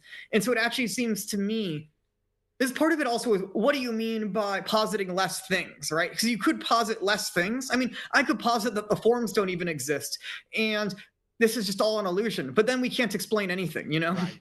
Right. And so I think just positing less things can't be the thing. And also posit less things where we have a coherent account of what is. And I think that we're just, because substances are so intuitive, I feel like there needs to be a more significant reason to believe that they don't exist. Yeah. Real quick, I'm going to revisit something that you said just 30 seconds ago and then come back to this. You made a point about like organs and stuff like that. And that reminded me of, I had to remember who I was talking about, but I quickly Googled it, and it was Van Inwagen. Van Inwagen is so the guy who, like, his paper convinced me that mereological nihilism is true is a philosopher by the name of Ted Sider. Ted Sider studied under Van Inwagen. Van Inwagen is almost a mereological nihilist, except when it comes to the biologics. And his argument is as simple as this: I exist. I am not a mereological simple. Therefore, mereological nihilism is false because something that's a composite object exists. Like, if I'm not a mereological simple, then I am a composite object. Yep. And so yeah. No, go ahead. Yeah, because, you know, I had that argument before. Now I guess I'll have to rethink that argument for molecules being real things that have actual form. But what I would say, something I've thought about, is like a rock. Does a rock really exist? Because it seems to just be a collection of all these little tiny molecules there. But it seems but I wouldn't say I'm a mereological nihilist about the rock then. I would see that it's the various parts of the rock are what Scotus calls accidentally ordered to one another, where they are all together. So, for example, of accidental ordering is that if we have two horses pulling a cart, right? Those two horses are connected to this whole contraption of the cart, but we could remove one horse and the other horse could continue to pull it. They're somehow ordered to one another, but not in an essential order. And if one was gone, the other one all of a sudden would be gone. Versus, I would say, within a biological life form like a human, my body is essentially ordered to my soul in such a way. And the classic example of essential ordering is a hand pushing a rock, pushing a stick, pushing a rock. That if I were to drop the stick, the rock would stop moving. And so I would say the same thing. If my soul stopped being, my body would die. And so it's my soul that animates and gives the life force to my body to be what it is, a human body. And it would cease to then be a human body once my soul left. Now, I think the Scotists have actually an easier account of this, because we'll say that there's also a distinct form of the body, which is simply ordered to the form of the soul. And so the form of the body is now the form of a corpse once the person dies. Versus the Thomist would say that the soul leaves the body and a new form of a corpse enters the body to keep the body looking just like what it is as soon as the person dies. And I don't think that account is coherent really at all. And it ends up with some wacky accounts like Suarez to defend that account. I think it's Suarez at least posits maybe the stars all of a sudden put the form of the body into the person when they die so that they remain the same body. And there's all sorts of wacky explanations to try and defend that unicity of form. And this is why I think the Scotist account is simply more coherent, that there could be many forms in a thing. I've got a question for you about your view on like kind of ensoulment and like the soul being the animating principle and stuff like that. So as you see the soul, do you see the soul as being something that is not causally inert? That is to say, do you see the soul as actually having a causal role in our universe? Yeah, I would say it's the cause of, I think the most obvious thing is our consciousness. So I've read the arguments from abstraction that in order to create abstract ideas, we need an immaterial intellect. And I guess I would say I affirm that I think those arguments are coherent, but I don't think they're convincing at all to a skeptic of it. And I know that because I know I wouldn't be convinced them if I was a skeptic. But I think what is maybe a more view that's often attributed to Descartes, but really I think is Augustinian, is our self-awareness of ourself, that we have this radical self-awareness that we are. And Augustine says there's three aspects to this: that we remember things, that we think, and that we will. And we have this sort of radical self-awareness of these facts. And so I would say that the only way you can explain that is something immaterial. So I'd say that's the first causal thing. And then I'd say, secondly, I don't experience my soul as something entirely separate from my body. I think of my body as myself. I experience it as part of myself. So I would say that the soul, then, as the animating principle of the body, seems like a very reasonable account of the relationship between the soul and the body. But it's definitely something I'd like to read up on more and have better arguments for, to convince someone who's not already convinced of formal causality. Because I read most of this stuff. I don't tend to read modern analytic philosophy. I much prefer medieval philosophy. To prep for our discussions of universals, I was reading Scotus's account of individuation shortly before we got on stream. And since I generally don't like modern philosophy, I think it tends to be boring. But the issue I get is that they're responding to very different sets of objections than we have now. So I'll encounter someone like you, and I think, okay, I have to rethink what the objections are and what the responses to those objections would be, even if I'm convinced of that account is coherent. And that might be one of the biggest like differences between, add that to another parallel between me and you is I read more like modern analytical philosophy than I do Aristotle and Aquinas and Scotus and all that. And you'll get a kick out of this. Emerson Green. Do you know Emerson Green? He's a YouTube philosopher. I've seen him on Twitter, but I've never seen him outside of Twitter. Okay. He's a YouTube philosopher, and he just did like a big 3-hour like Q&A session, and somebody asked him something like, what's your favorite, like, modern philosophy, medieval philosophy, or like ancient philosophy? And he made a joke saying something like, ancient and medieval philosophy to him sounds the same, and that is to say that it all sounds like, and then I think he like read a quote from Monty Python, something like that. Yeah. I thought that was really funny, and I was a little bit insulted, but I thought it was kind of funny. No, because whenever I bump into modern philosophy, I think it's the issue of the language thing. Or it's like they will use symbolic logic, and I'm not trained in symbolic logic. I'm trained in classical Aristotelian logic. And so I just have trouble reading something like that. Like I will not know what all those symbols mean. I've studied what those symbols mean, but it feels to me like when I try to read something in Latin, like I can read Latin, but I often find if I'm trying to read an argument in Latin, I have to translate all the words, and then I can go back and think about the argument of what was actually just said there, because I'm translating in my mind before I can actually get to the argument part of it. And that's why I prefer reading translated works, just because I go a lot faster in them than reading Latin, even though I can't deal with the Latin when I need to. Because the issue, if you're interested in Scotism, is English Scotism is like in an abysmal state. And even the good stuff, I actually think is pretty bad. And so I really think all the good stuff is locked in Latin from like the 1600s. Huh. Interesting. And yeah, there's definitely like a translation that you kind of have to do when you're comparing like modern analytic philosophy to like anything pre-modern. So yeah, that's a very good point. How do you feel about maybe jumping over and either doing, if you want to do creationism at all, and if you want to do like political theory at all? I think creationism would probably be the most fruitful area for us to discuss. I think it's interesting that we came from very different backgrounds on this. And the first thing I want to say is sort of the background of how you came into it. Because the way you describe your FSSP parish, you've described it, you don't say a cult, but you'll describe things and then other people will say that's a cult. And you'll describe like the priest as having a very close control over the parish and stuff like that. Versus I've like spoken to, my wife is Latin, so we often go to a Latin mass. And we'll probably do that more frequently at this point in the Byzantine rite. And so, like, I've spoken with the priests a few times, used to do once a month, like an adult dinner night thing. So I talk with the priests then, but I haven't even gone to those months. So I know him a little bit, there's two priests there, but they don't really have a close control over the parish or anything. Most people are kind of free to do whatever they want.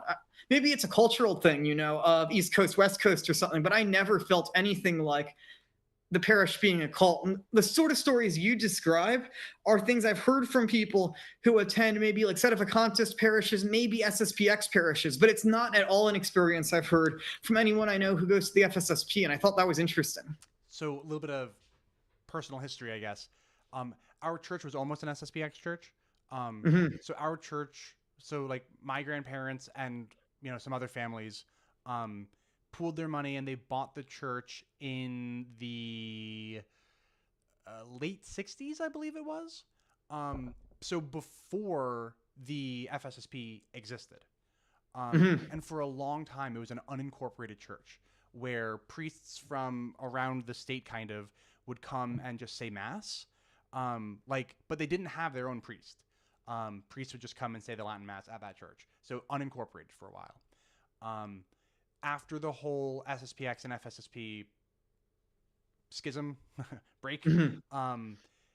And after the parish had grown significantly. So this was the late 80s by now, I think. Mhm. Because I think the FSSP didn't even actually become a thing until the mid 80s or the late 80s. But regardless, around that time, after many years of being like unincorporated, it actually came down to a vote. So like the whole community got together and they all voted, should we go SSPX or should we go FSSP? And it was very close, but the FSSP won. And so the FSSP moved in, but most of those families didn't leave. Some did, but most didn't. And it's funny, there was actually like grudges held between families. Like some grandkids didn't hang out with other grandkids, and they didn't really know why. But like if you go back to their grandparents, like their grandparents hate each other because one of them voted FSSP and one of them voted SSPX. Yeah, I'm looking now at the parish I go to, and it says it was founded on their website in 2008. So it might just be a very different cultural thing of this. Like, there's an SSPX parish that's out here. I've never been to it. I've never even met anyone who goes to it. So I think people who are more of that mindset, they just go to the SSPX out here and no one ever hears from them. And the people who go to the FSSP out here are usually people who used to go to the Novus Ordo or something. Is the Latin Mass that you occasionally attend, is it a diocesan Latin Mass or is it FSSP? So it is FSSP. Okay. Yeah, there's 2 FSSP parishes out here. And, you know, I'd say they're probably moving more in like the tradi direction. Like, I know we're getting to creationism. The Colby Center is actually doing an event at the local parish soon. And I had sort of talked about doing that at all with them before. And the priest seemed a little bit off about it. But I think it's sort of moving in more over here. And you know what's interesting is that my chapel is moving in the opposite direction, as I understand it. So when I went to school in the basement of this FSSP church, we were taught young earth creationism. But there was a priest who moved in who, and it's funny, this priest was not an FSSP priest. He went through a normal Novus Ordo seminary, but he just so loved the FSSP that like the FSSP kind of like adopted him, and everything was kosher, like through the bishop and everything. But he became part of our specific FSSP chapel, and this guy also has like 2 master's degrees. I say this guy, this priest, has 2 master's degrees. Like one of them in like thermochemistry, and the other one in physics or something crazy like that. He's incredibly smart. But anyway, he did not at all like the fact that we were teaching young earth creationism in our school. So he kind of spearheaded a change. So when I was there, they were still teaching young earth creationism. They are no longer doing that. So it's kind of interesting how our chapel has almost liberalized in the past 5 years. And maybe yours is going in the opposite direction. Yeah. As I want to be careful of what I say, because there might be people who watch this stream who I don't know, like will pass things along, and so I have to be careful. I'm very actively involved in this world, and so I want to not say certain things about certain people. But I'm trying to think what I was going to say here. Yeah, I think that, you know, our parish seems like a very balanced parish. And even my whole approach, you know, to creation, I try to be very balanced about it. And I bumped into someone at a Catholic conference a few months ago who he asked me what I did for work. I said, I work on the theology of creation. And then he mentioned this whole debate that's going on at his parish with their school of whether they're going to teach creationism or not teach it. And I even asked the creationist perspective. I said, look, the church says you can believe either. So fairly teach both at your school and just provide both perspectives there, and I can allow it. And I think that's how I would approach teaching, even though I might say this is my perspective, my reason, here's my reasons for it. And as we'll go into, I think someone can reasonably hold either. Yeah,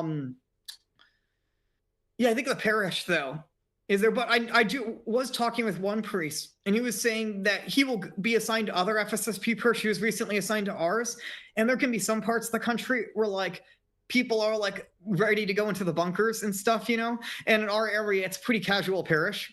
And so I think it could just be a cultural, but it was sort of shocking to hear your story of the FSSP because it's just so culturally different.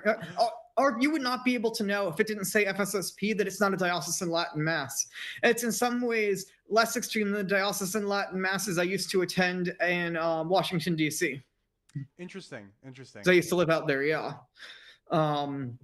Maybe we could go into with creationism, because I will be sympathetic to the fact if someone wants to say that there is a lot of junk creation science out there, and people are often given bad reasons to affirm creationism. And I would totally fairly say that's fair. especially in the past. I definitely think it's getting better, actually, in creationist circles, the quality of science. But I also think there are creationists who do real scientific research from a young Earth perspective, who are often actually well respected by their secular peers in whatever field they work in, at least those who know them. And so one name I'd name right off the bat that I think falls into this is Kurt Wise. I don't know if you're familiar with him at all. I'm not. So yeah, he's a biologist. I think he actually technically focuses in paleontology. And he did his, let me look up what his technical degree is in. We go. Did his PhD in technically in geology. I thought he did biology because that's what he's known for writing on mostly. But he actually did his PhD at Harvard, studying under Stephen Jay Gould, and Gould attested that Kurt Wise was one of his best students. Huh. And there's others. Wise sort of has the best credentials anyone could possibly get from that perspective. See, apparently he applied to the program as without saying he was a creationist, got accepted, and then his advisor from his undergrad mentioned, like, "Oh, I can't believe you guys accepted a young Earth creationist into your program." And that's how it got leaked that he was. But he went through the whole program with people knowing he was a creationist and stuff, and did that. And there's quite a number of other people who have PhDs and do well-respected science. So I'd say like Marcus Ross, Todd Wood, Andrew Snelling, other people who actually do real scientific research. They do actual research projects. They will test things. Some of them have published in peer-reviewed journals. I mean, mainstream ones. So I'll often hear maybe they've published in mainstream peer-reviewed journals, but not on creationism. But that's not actually true. So I'll give two major examples of publishing in mainstream journals. Leonard Brad and Art Chadwick, who both focus on geology or paleontology. Unfortunately, with creationism, since they have so few people, you often very quickly have to become an expert on many different fields because there's no other person you can turn to who's an expert in that. But they were looking at this thing called paleocurrents. So this is the direction that rock is laid down in the rock bed. And they argue that basically in the Paleozoic and Mesozoic, and I'm going on other people's summaries of it because I don't understand geology. They basically argue there are widespread trends over large areas that appear to look like it was laid down all at once. And they argue that this trend does not continue in the Cenozoic, which is the most recent rock. So basically, the implication being there that some rock was laid down by the flood and other rock by local events afterwards. And they got this published in Nature magazine, like the leading science journal in the world. Now, someone might say, yes, but they don't draw the global flood conclusion. But let's say they had said in the conclusion, and our conclusion is there was probably a global flood, that would not have survived peer review. I'm sorry, I don't believe how objective you think peer review is. That's not actually how peer review works. That would have been thrown out. Another case I can point to is Todd Wood's work in the Journal of Evolutionary Biology. So Todd Wood, he used to teach at the college in Dayton, Ohio, that's connected with the Scopes trial famously. I can't remember the name of it. He taught there. Actually, his students did better nationally on average on evolutionary biology exams. But now he just does independent research. But he noticed in the Journal of Evolutionary Biology, someone had published a critique of baraminology, which is sort of the creation. I mean, you're sure you're familiar with it as a creationist, as a former creationist. So no, I haven't been a creationist in almost 10 years. Basically, the idea of baraminology is sort of a small amount of evolution. So maybe God created one original kind of cat that then became lions and tigers and everything after Noah got off the ark. So Todd Wood's expertise is in baraminology. And he noticed someone published a critique of baraminology. So Todd Wood actually wrote a response to this paper, and he has to write it sort of cryptically, like perhaps a baraminologist might say this in response to your argument. Like, I'm going to try and steel man the baraminologist. And he just barely manages to squeak through the peer review process and get it published. And then the guy wrote an absolutely terrible response, not really responding to any of his objections. And then they caught on to who Todd Wood was, and he couldn't publish any more peer-reviewed responses. And so that shows, I think, first of all, that the peer review process is actually not objective. These people can't publish once it's known who they are. I mean, Marcus Ross did his PhD in marine paleontology, and his advisor said, if I had known he was a young Earth creationist, I would not have accepted him as a student, and I would not have approved his PhD because I wouldn't want him to have those credentials to be able to go out in public with them. And this is the sort of thing you are genuinely sidelined from it. And they actually, when they can, will publish in peer-reviewed journals. Now, I think one of the big issues is that mainstream creationists, but mainstream in the creationist world, peer-reviewed journals are often quite terrible. And even these scientists would admit this. So Todd Wood, for example, did an excellent study on human baraminology of what are humans, what are apes in the fossil record. And he was actually able to show a significant statistical difference between humans and apes in the fossil record. But he took a whole bunch of things that were called apes in the fossil record by creationists and labeled them all as humans. So humans had a much greater degree of differences among humans in the past, according to this study. There were humans who were 4 feet tall and had sort of curved fingers, according to his study. And this was not acceptable by a lot of creationists. And so they basically ridiculed his whole study and tried to attack it and stuff. So it's published in Answers Research Journal, which is Answers in Genesis' peer-reviewed journal, with like 5 terrible responses attempted to be written like in the same issue. And so you can see when there are like the popularizers like Ken Ham, and he wrote a whole series of articles for Answers in Genesis attacking this whole group. And he called them young earth evolutionists. And he's like, some of them will say that dinosaurs had feathers, and that's evolutionism. And I think it's because he spent so long trying to argue dinosaurs don't have feathers to refute that birds just come from dinosaurs. But like, it doesn't say in the Bible anywhere that the dinosaurs don't have feathers. Like, there's nothing in the Bible that says that. So I don't think as creationists, we are epistemically committed to dinosaurs having feathers or not having feathers. I think we're entirely neutral about that. I would probably argue that I think dragons are legends probably come from dinosaurs. So I'd say maybe what the Bible says about dragons can be applied to dinosaurs. It doesn't say anything about whether or not they had feathers. Why are we attacking people over different opinions on this? This should be allowed to be something that's openly discussed at creationist conferences and creationist peer-reviewed journals. And that is actually getting a lot better. From what I heard from a friend who's attended the recent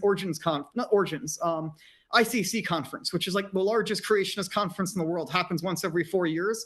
He said there was a lot of pushback of people at that conference, that series of articles. They felt it was unfair. Like even people who agreed with him, they were attacking their friends and stuff, So I think there is that unintelligent creationism that you probably grew up with. And I think that's what dominated in the 80s and the 90s and the early 2000s. But I think things are shifting in the creationist world to a much more intellectually robust account of creationism. Yeah, I mean, I certainly hope so.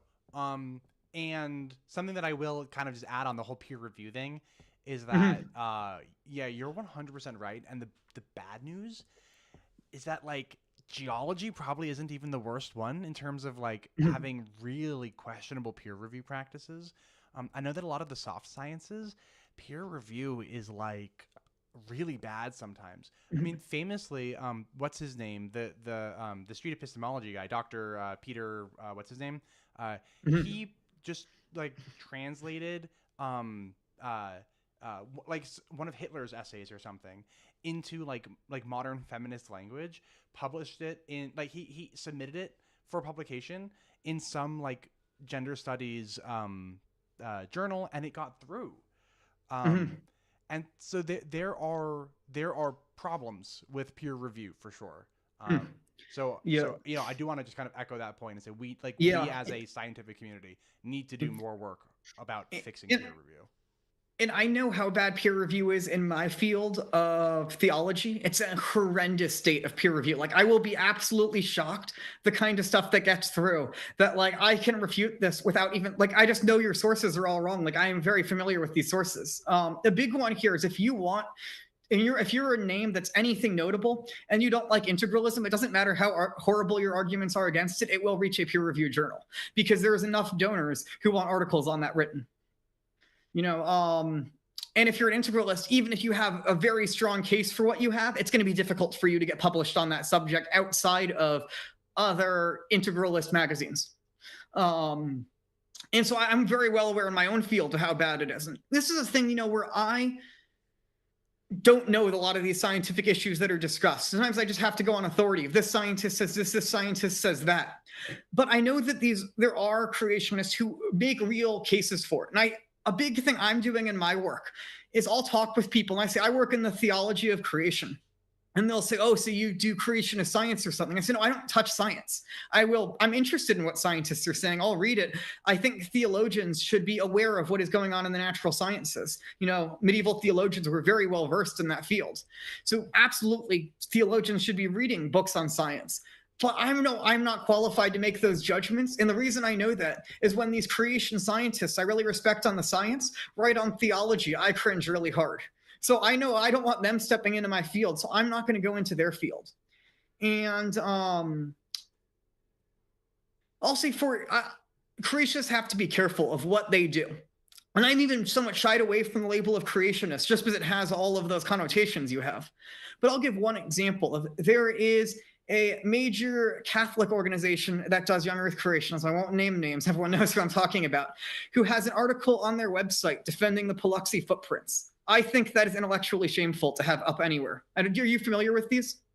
Not the Paluxy footprints. What are those? Okay, yeah, these are basically footprints, supposedly, I think in Texas, of supposedly dinosaur and human footprints together. And these are just so well debunked with like many layers, and even relatively moderate creationist websites, like ones that I think practice bad creationism a lot, will say on their website, stop using this argument for creationism. This makes us look really bad. This is not a good argument. You know, I actually think it's more interesting that like Kurt Wise has published stuff arguing that actually creationists should not be predicting that human and dinosaur footprints should be found alongside one another, because we only tend to find footprints together in the fossil record of things that live in the same biome, and humans and dinosaurs obviously didn't live alongside one another in the same biomes, because a human would be dead in like 5 seconds encountering a dinosaur, because we're obviously in different places on the earth. So should we even expect that? And I think that's a way more interesting argument for a creationist to make, and maybe someone else could respond to that and argue why we should expect to find it. But this clearly isn't the case. Or I don't want to go more into this, because there are people who've published these sorts of things who I'm on good terms with. And if you're the person who published that, whose name I can't recall right now, and you're watching this expecting me to defend it, I'm really glad you are doing work defending creationism, but I will not defend you on that point. And actually, there was a recent debate a few months ago on Crisis Magazine's YouTube channel, which is a big trad Catholic magazine. And there was on creationism.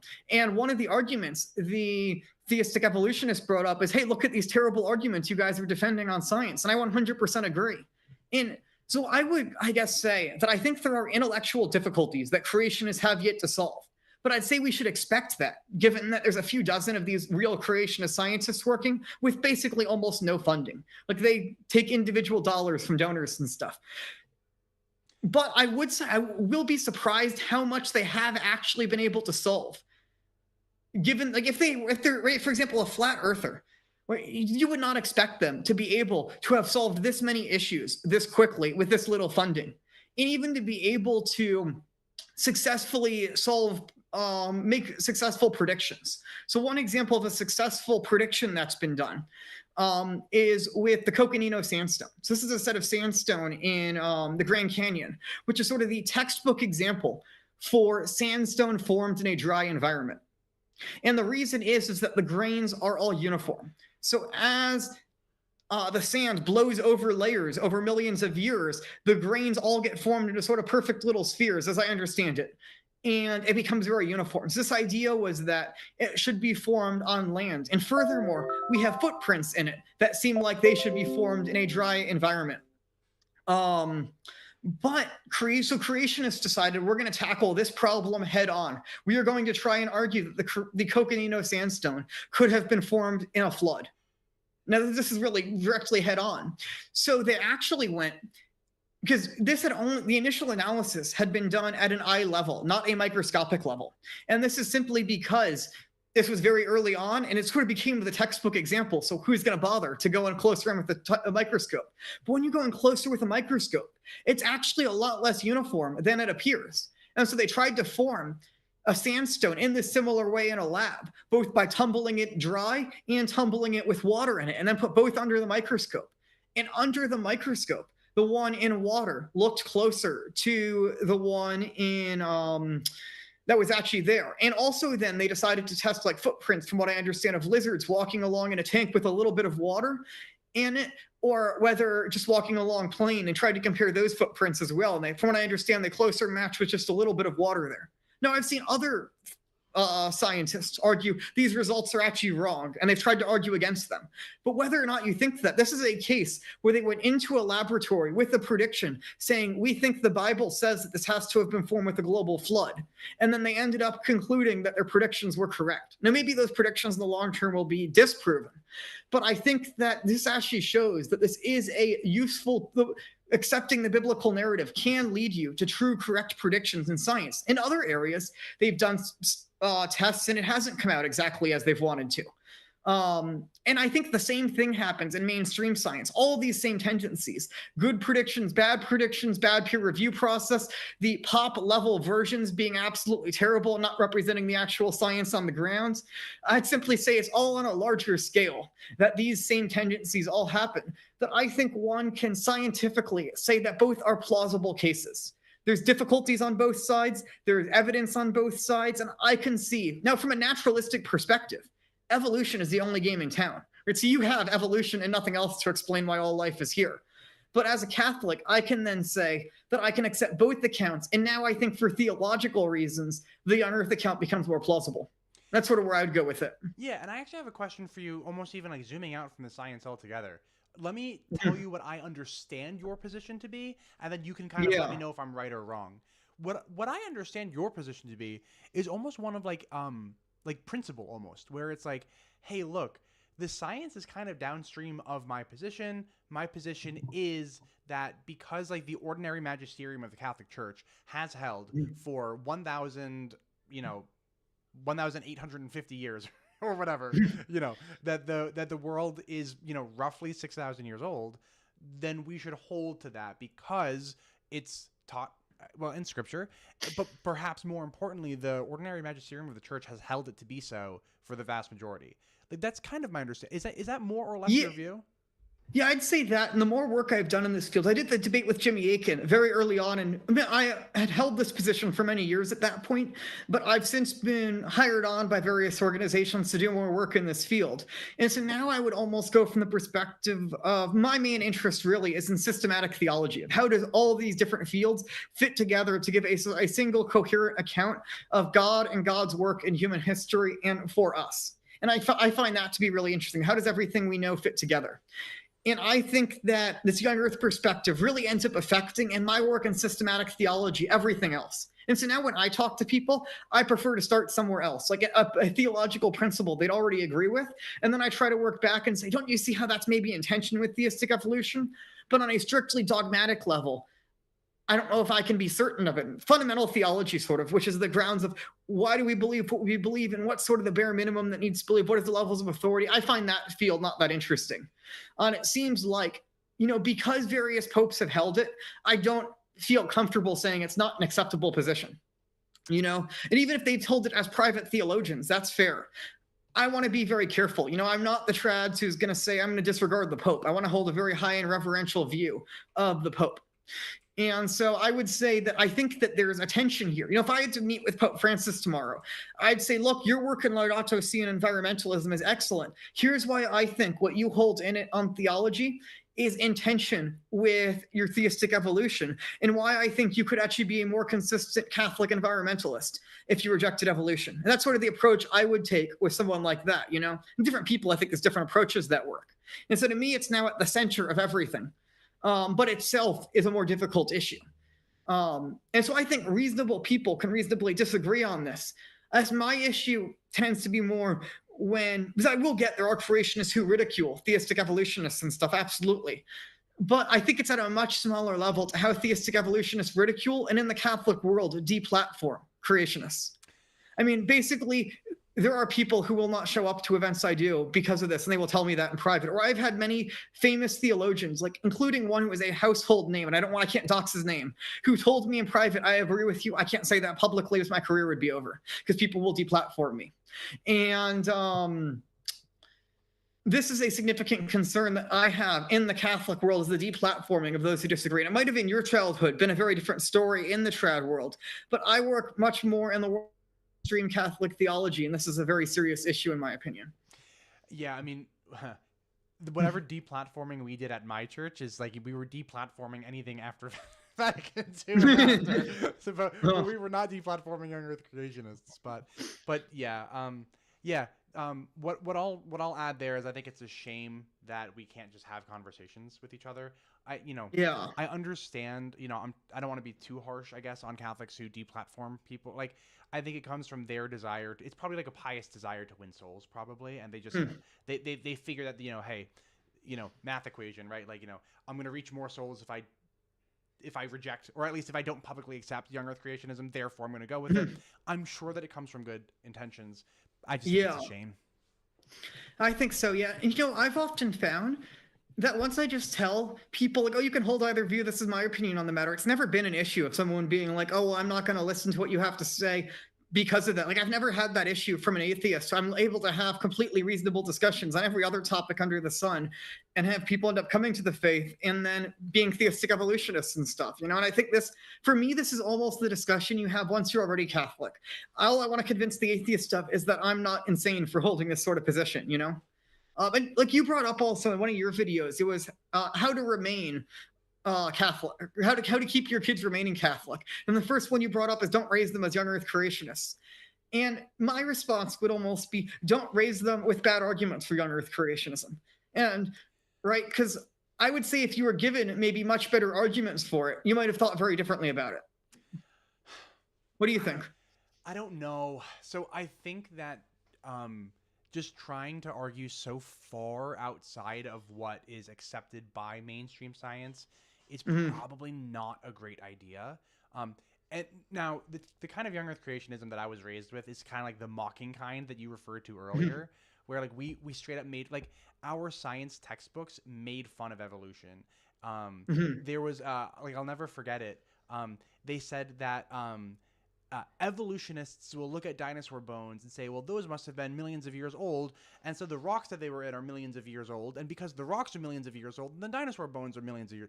That's circular reasoning, and that is not at all how that works.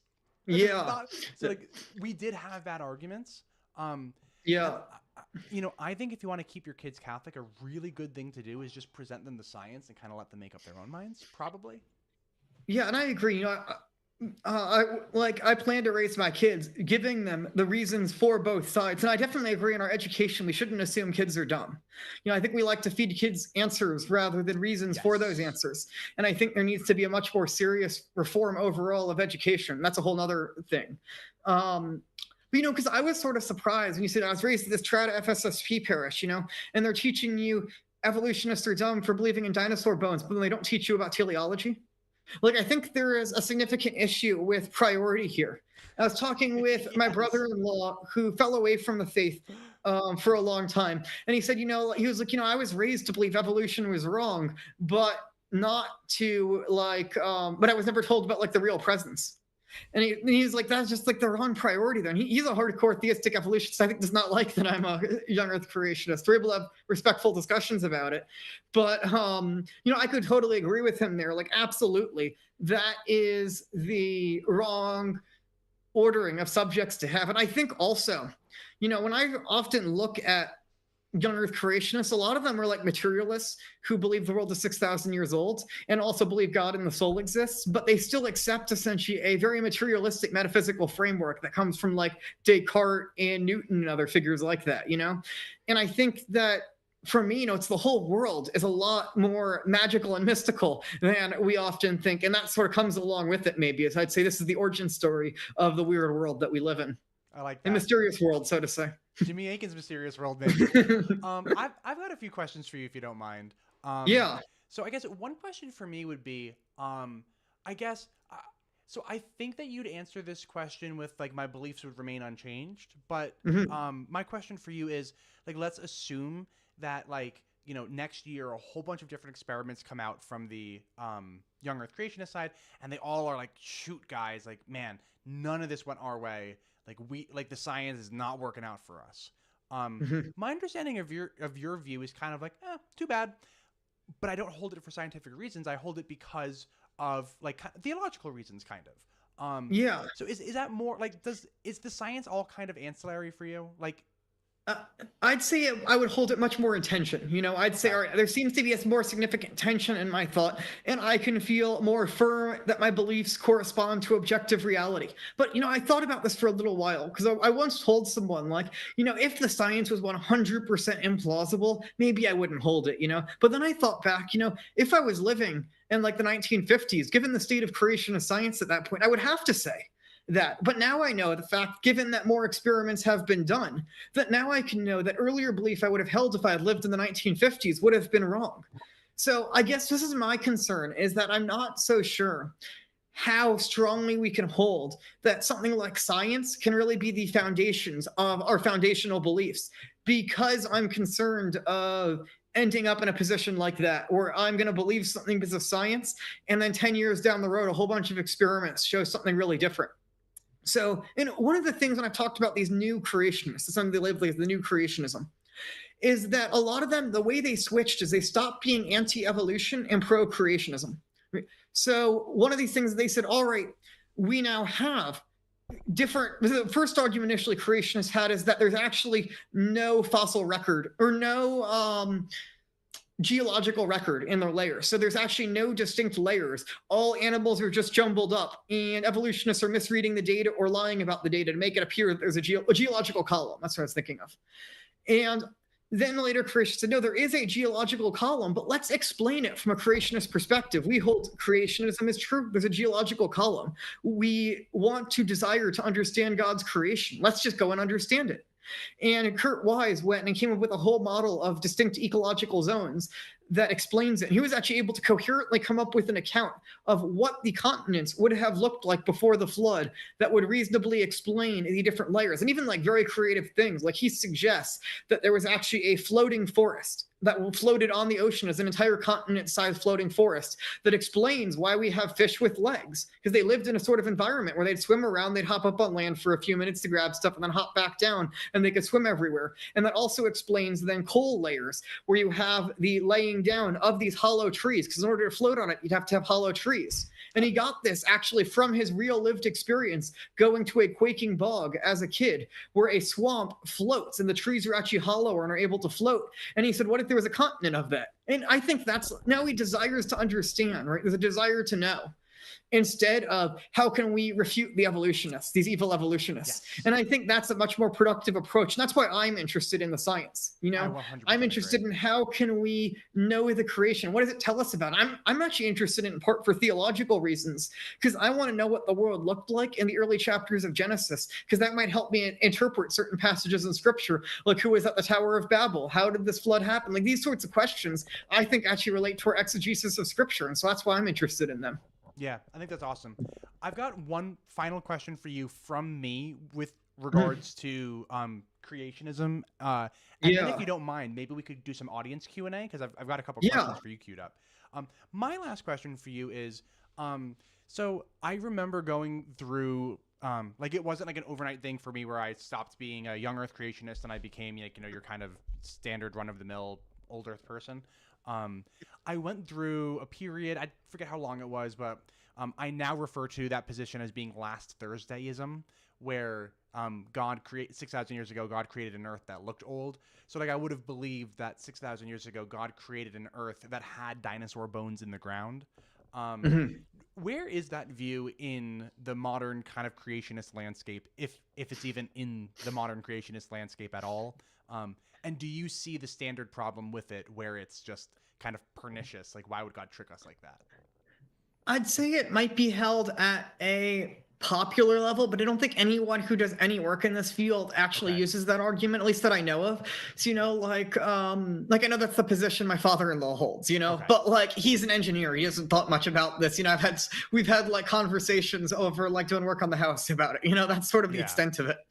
And what I sort of brought up as an objection to him is that, you know, I think this is actually a more real problem than people who mock this say it is. That, you know, like if God created the world, like who's to say you wouldn't want a canyon, right? Part of what's beautiful if you go to the Grand Canyon is seeing many layers. Who's to say God wouldn't have wanted to create a world with many layers to it? It's actually, I think, a more difficult problem than we would like to accept that it is. But what sort of convinces me that this can't, I'm open actually to that explanation for how the stars got how they are and everything like that. I think cosmology is a big issue where creationists need to do more work. But what convinces me that that can't be the case is that we find fossils in these layers, like animals that clearly lived in the past. And so I think it seems very odd that God would create the appearance of already dead things in the fossil record. These aren't just different types of rocks that are layered on top of one another, but actually past existing things. And so that to me seems to be a bigger issue with it. But I do think that what did the initial creation actually look like is a real serious issue. With the mention of cosmology there's an interesting issue. What do we actually mean when we say 6,000 years? Because now we know time is relative.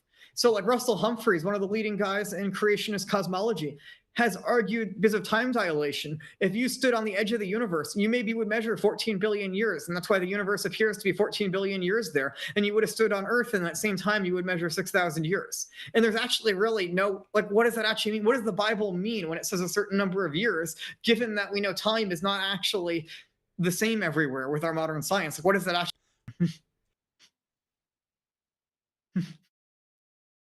I think I muted myself on the stream in time to not sneeze. So I'm going to assume that everyone in the chat said God bless you. So thank you, chat.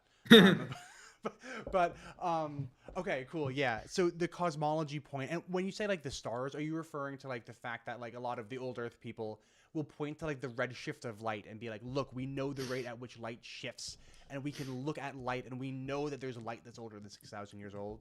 Is that kind of what you're referring to? Like that, like last Thursdayism might actually apply there?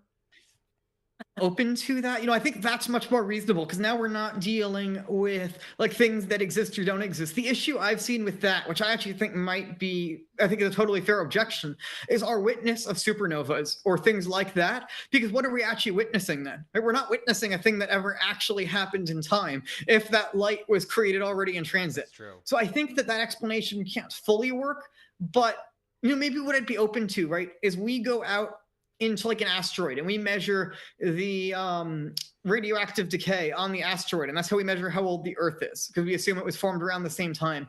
And I have no issue saying that was formed like half in decay or half not in decay. That seems to me very different than there was a living thing that took in existing elements that we know exactly what their composition would have been at that time, and now we can measure it. I think that's a much more difficult problem for creationists to deal with. Yeah. Cool. I'm happy with that. Before we go to some audience Q&A, was there anything else that you kind of want? And I'll give you one more kind of like final word before we close the curtains. But before we head to Q&A, did you want to add anything else? Or are you ready for some Q&A? Yeah, I'm ready for some Q&A. I think this has been an awesome discussion. I think so too. Okay. So I'm trying to go in order, but I'm going to go out of order. So going back to when we were kind of discussing science and philosophy at the same time, Rosemary says, while I think that there is value in studying Aristotle to understand the history of science, it does a disservice to both Aristotle and modern science to engage them anachronistically. What do you think about that?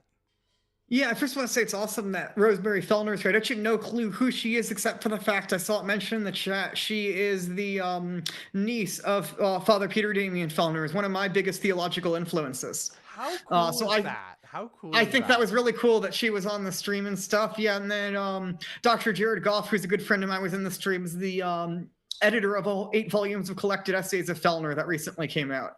And so that's how the connection was made. I wouldn't have even noticed the connection of the name at all. So that would not have been known. So thank you, Jared, for noticing that. So this question now, I think that's definitely true that there's sort of 2 points I want to make. On one hand, we have to distinguish Aristotle's philosophy of nature explanation from the contemporary science he had at the time. And I absolutely agree we have to distinguish those. But I also think some defenders of Aristotle will almost go too far. Like some Thomists, they want to say that formal and final causality don't actually relate to nature at all. Like they want to say, oh, we can have the intellectual debate, but we want it to not be relevant at all to science. And I don't buy that. Like, I think it definitely has to have a connection to science. And the way I get around this is I think that science in practice ends up using formal and final causes, even if they would say that that's not in their toolkit. It's an interesting thing I've thought about. And this even goes with medieval philosophers, any era of philosophers. What they give as their methodology is often not entirely in line with their methodology. So one of the big issues is when Aristotle is sort of rediscovered by Muslim philosophers, is Aristotle in the Posterior Analytics gives an explanation of what a science is and how a science ought to be conducted. Now, the issue is that absolutely none of Aristotle's books are formatted in that way. So this became a huge issue of Aristotle says that there's a certain way you know things, and that's not actually the way Aristotle does anything.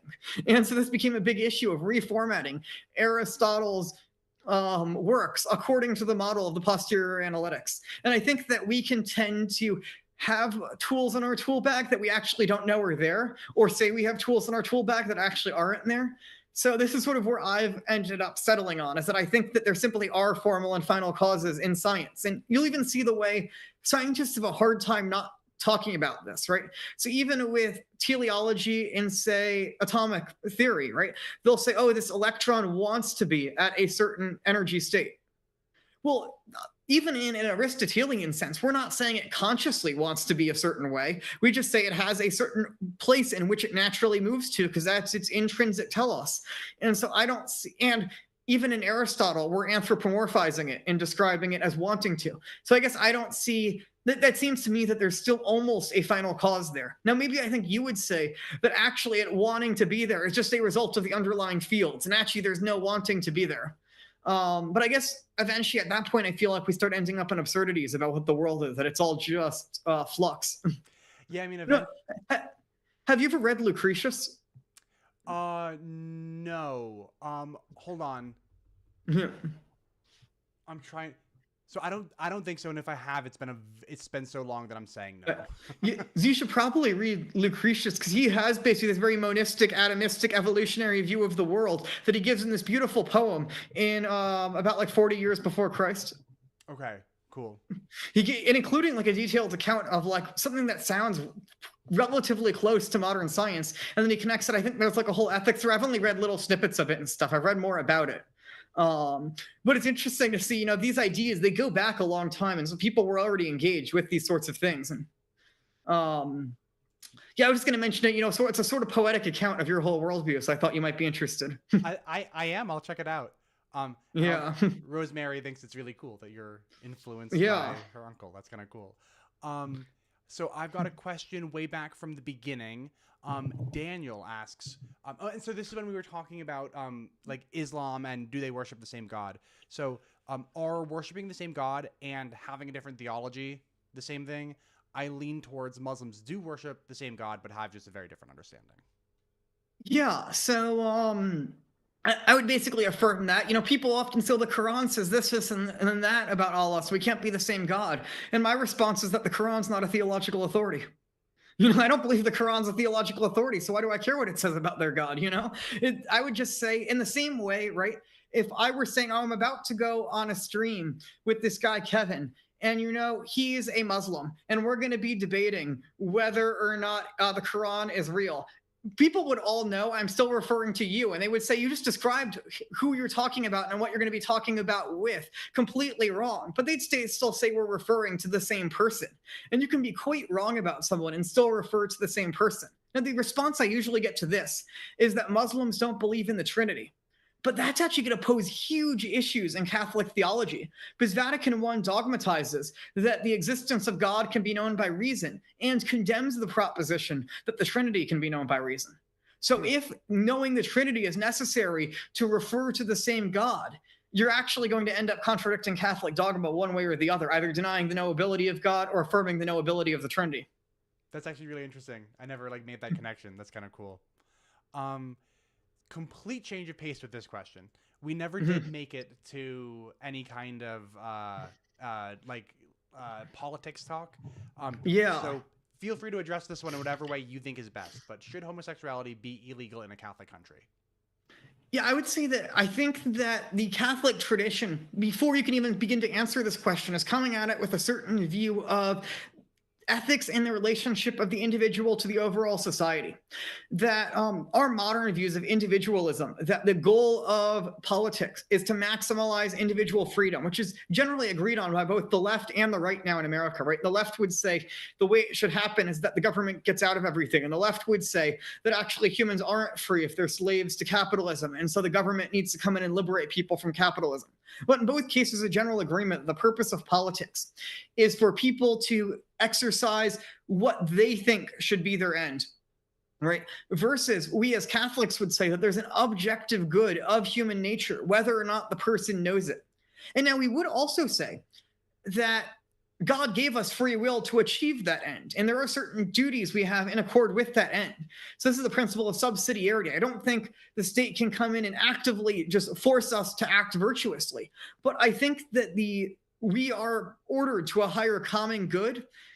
and that law is meant to direct people to the common good. And it's interesting when this was the common opinion among the ancients as well. There was people who held more individualist views among the ancients, but the general opinion of the social nature of man.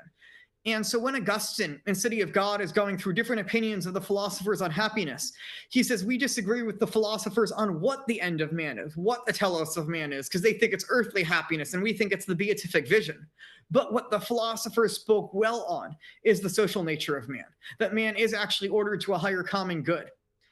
And this is, I think, where you get even now connecting to metaphysics and stuff, because the common good is not the good for each individual person, but is an actual distinct good that all people participate in. It's the well-being of the whole society. So I think that Catholic political philosophy has just a very different set of presuppositions about what a society is, how it functions, what the end of it is, from a secular one. That for the ancients, right, Aristotle could refute, or Augustine could refute Cicero by arguing about the details. But I think here we're still arguing at so much the fundamentals that it's hard to imagine how you even approach a question like this from a thing, because I think the assumption behind this is the general idea that people ought to be free to do whatever they want and not necessarily to exercise the goodness of their nature. Now, I also think there's on the other side the assumption that, as Thomas says, that not all things that are evil ought to be forbidden by law. That actually you can often do a lot more damage by making something illegal. I think a classic example of this in modern things, prostitution is the medieval example. Yeah. I think actually empirical data has shown that wrong. But I would actually say a lot of the drug trade, that by the way in which we've approached the war on drugs has actually served to increase significantly the amount of drug addiction in America. Yeah. And so no, my solution to that probably wouldn't be legalizing drugs, but I would say that this needs to be approached in a very different way. And so I wouldn't say that what ought to be done is like the police to be spying on people from outside, like trying to figure out who's homosexual, and then we're going to break into your home and arrest you or something, right? But I think once you have a society that's going to have a more traditional view on sexual ethics, you might say that because the beginning of children is, and the marriage is very foundational to what a society is, it might very well be the case that the state says it needs to regulate the norms of marriage. And it would probably not be, we're outlawing like homosexuality, but like a hookup culture is totally good and stuff, you know? It would probably be, hey, let's not have in the public sphere. You can do it what you do in private. We're not going to go into your homes and arrest you and stuff, but what you do in the public sphere is actually relevant to public morality and public order and how it affects other people, if that makes sense. And so I think actually it would be harmful in just the same way that I just talked about now, to go in now and like outlaw homosexuality or something. I think that'd actually be abysmal, what would happen if you were to try and do something like that now. And I also think that the laws have already conditioned people in such a way that they think that what they're doing is a good thing. And so I don't think the solution to that is to then persecute them, because they intellectually honestly believe that what they're doing is good. And so until you habituate people in general to a different way of thinking, you can't even, the law could help habituate virtue, but it can't just force virtue on people. I think there would need to be really a change in the entire philosophical vision of society in order for that to happen. So I'd say right now, what Catholics should be doing is evangelizing people, teaching people, you know, having this discussion and not trying to like persecute people or something like that. Because I recognize where this comment is coming from, you know. And I will say the church's teachings on gay marriage, when I first became Christian, were one of the hardest things for me to accept, coming from that background. But now I can internalize, right, here's where they come from, why they come from, but I can understand why someone's not coming from that perspective. And so that ought to be dealt with extremely pastorally now. And so I don't want to lie and like try to like sneak around an answer, but I want to say pastorally where it's coming from, how you would even approach such a question like that. And that's why I think I can't give like the sort of yes, no answer that like Cade wants, because I think it's a lot more complex than that. And maybe I can ask this follow-up question. Should eating meat on Ash Wednesday be illegal in a Catholic country? I imagine that the answer is kind of the same as the one that you just gave, probably. Yeah. Right? I would say, you know, what I might say is totally fine is you could outlaw serving meat on Good Friday, and you could outlaw like running advertisements about like, hey, come to McDonald's and have our hamburgers tomorrow on Good Friday. You could outlaw like having big public things, because what those things are doing is enticing people to break the fast, actively enticing them so that they will then break the fast and sin. But what you could say is, I don't think like if someone's breaking the fast, we're going to be like, we're gonna like arrest you for eating a hamburger or something like that, because that would be counterproductive to the whole purpose. The whole purpose is to habituate that person to willingly accept self-mortification and willingly give up the goods of this world so that they can focus on higher goods. Do you talk to Muslims ever? I do, yeah. I don't know if this is I actually common. I think our vision of this from Muslims is actually very different. I think that's actually a good point to talk about, because from what I understand, it might be different. I've focused more on sort of Sunni Islamic ethics. When I understand this is different among Shi'i Muslims.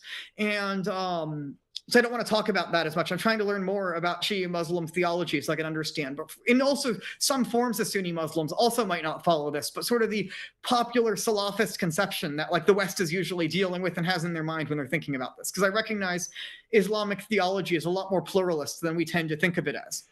But one of the key things here is it's essentially a divine command theory of ethics. So it's also a very voluntarist theory of ethics. And I don't think voluntarism necessarily has to be a bad word, but here I mean it as a bad thing. Essentially, God thinks this list of things is bad and is going to force it on you.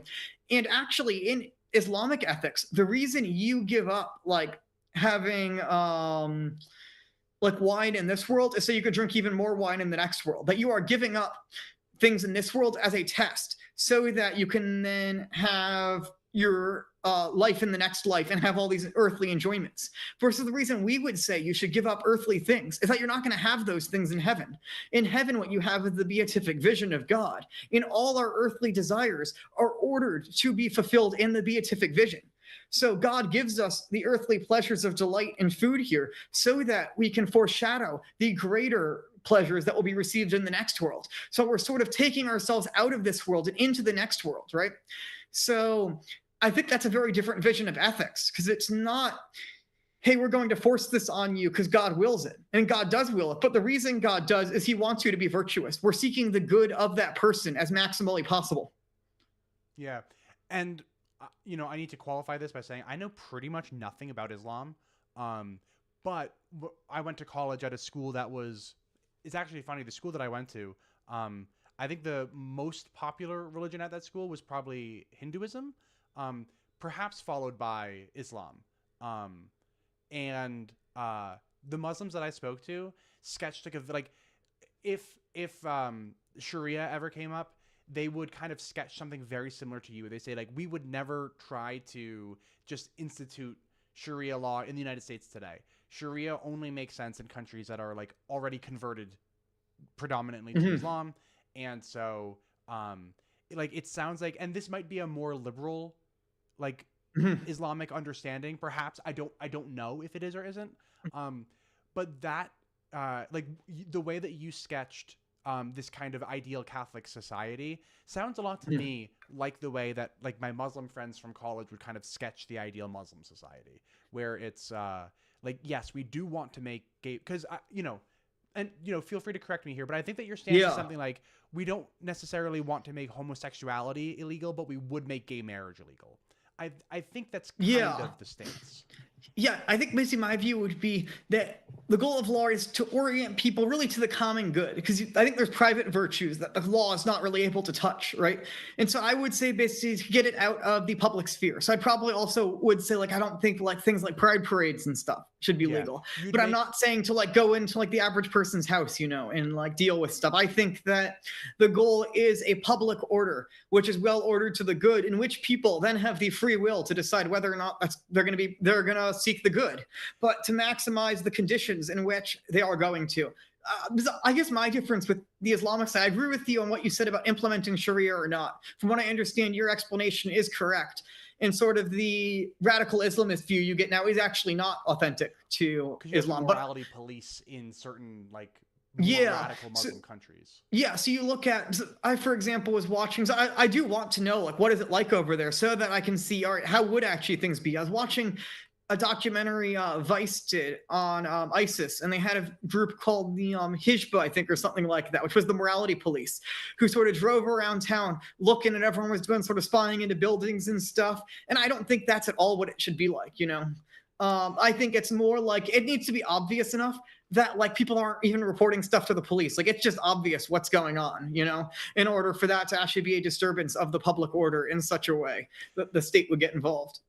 I think, and don't let me put words into your mouth again, but I think Yeah. that what you're describing is kind of like your ideal society would be like a Catholic version of Qatar, not a Catholic version of Iraq.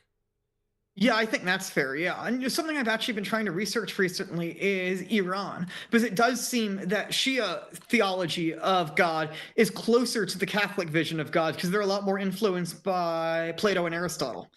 And so I was sort of curious, right, where actually is the overlap? And I think there are probably still important differences because I think that very divine command view is going to end up with a much more authoritarian approach to implementing these things, because the good of the person isn't necessarily the average goal of law. The law is that way because God wills it strictly. And that's true in Catholicism, but it's because of a higher end that God wills for people. Yeah, and your argument is something to the effect of like our nation's laws should reflect the fact that like God's laws are such as they are to foster the most, you know, you want to you know, you're grace maxing, right? Yeah. And so the argument is like our nation's laws should also be like geared towards grace maxing for, you know, to put it very essentially, crassly. yeah. Okay. Yeah. So for example, right, many people will want to enter the religious life, but it's very expensive to do so. So I think a great thing would be, hey, the state is going to fund monasteries so that monasteries aren't worried that much about how much money they're making. They can focus on the religious life. They can take in more vocations or theology, you know, like I think it'd be great the state funds like theological universities so that theology can be studied. Money isn't as much of an issue. They're not beholden to like what rich people are interested in funding, you know. Yeah. I think that would be the sort of great things. One the big thing I also should point out is like forced conversion is forbidden in Catholic morality. And so, like, we're not forcing anyone to become Catholic. Now, I think where some people are going to object is that we believe in infant baptism and we believe in a continual obligation as the result of baptism. So this is where Kevin Vallier, I did a long discussion with him on my channel. He wrote a book recently critiquing integralism, where he tried to argue this is actually the part that's unjust. He's like, it's not necessarily unjust to non-Catholics or to other or Catholic converts. He says it's unjust to someone like you who was baptized as an infant, didn't affirm it, and has now fallen away, you know? And I think that he points out interesting issues that should be thought. It is actually a Catholic dogma that we can't abandon entirely, that the church would have the right to coerce you for that. So actually, this is an issue at the Council of Trent, because Erasmus argued that if someone affirmed that as an infant was baptized, and then they no longer want to continue to affirm their baptismal vows, Erasmus says that person should not be punished except by being denied the sacraments. And actually, Trent condemns that position basically word for word. And so I think a Catholic does have to hold that the state does have the right to coerce someone who was baptized because they are under the obligation of the church now. But I think one could just as easily argue that it would be extremely counterproductive, right? What someone has the right to do? Because obviously, if I were to show up right tomorrow and be like, you have to go to mass, that wouldn't help you believe anything, right? But I could say strictly according to law, there would be a certain right, but rights exist. This is also a different thing, right? We believe rights are supposed to be ordered towards the good. And so if the right is being used against the good, that would actually be an abuse of the right and it would become a bad thing, if that makes sense. Yeah. So if I can distill this answer down to maybe one, I'm going to try to summarize your view in a single sentence. It would be this. While homosexuality per se would not be made illegal, things that promote it and enable it, such as gay marriage and pride parades, would, just the same as just the same as anything else that doesn't fit into a Catholic society, such as eating meat on Ash Wednesday. Yeah, I'd say that's a fair explanation. Okay. So cool. I think we kind of we were able to, I think, put this one to bed. Okay, yeah. Cool. Hopefully I don't get canceled for saying that response, but I want to be honest about like what I think, you know? Yeah, And no. I hope that's not like a cancelable answer, but Well, good news for you. My show is not nearly big enough to actually get you canceled for anything. So, okay, that's good. um, so here's a question. It's actually for you because it keeps going. So Kevin has spoken of desiring desiring to carve out a space for people to be culturally Catholic but not religious. He compared it to how Judaism often is. Could BizCat speak to that? And 1 second is I was using sunlight and the sun is going down now, so I'm going to turn on the lights in the room. I'll be back in a second. Sure, that sounds good. I'll switch my camera back over to me real quick. There I am. Hey, everybody. I'm trying to keep an eye. Oh, what's up, David? And I think I said hi to mostly everybody else in the chat. All right. Let me switch you back. There we go. There we go. I know the lighting isn't best. I have to get it set up better, but You look fine. yeah. No, that question about cultural Catholicism and Judaism, it's interesting, you know, because like culturally, there's still a lot of like Jewish elements that are part of my life. And I still consider like, I won't say I'm Jewish usually just because it leads to a confusion, except where I have already qualified in what sense I mean that, because I think it just leads to a lot of confusion oftentimes.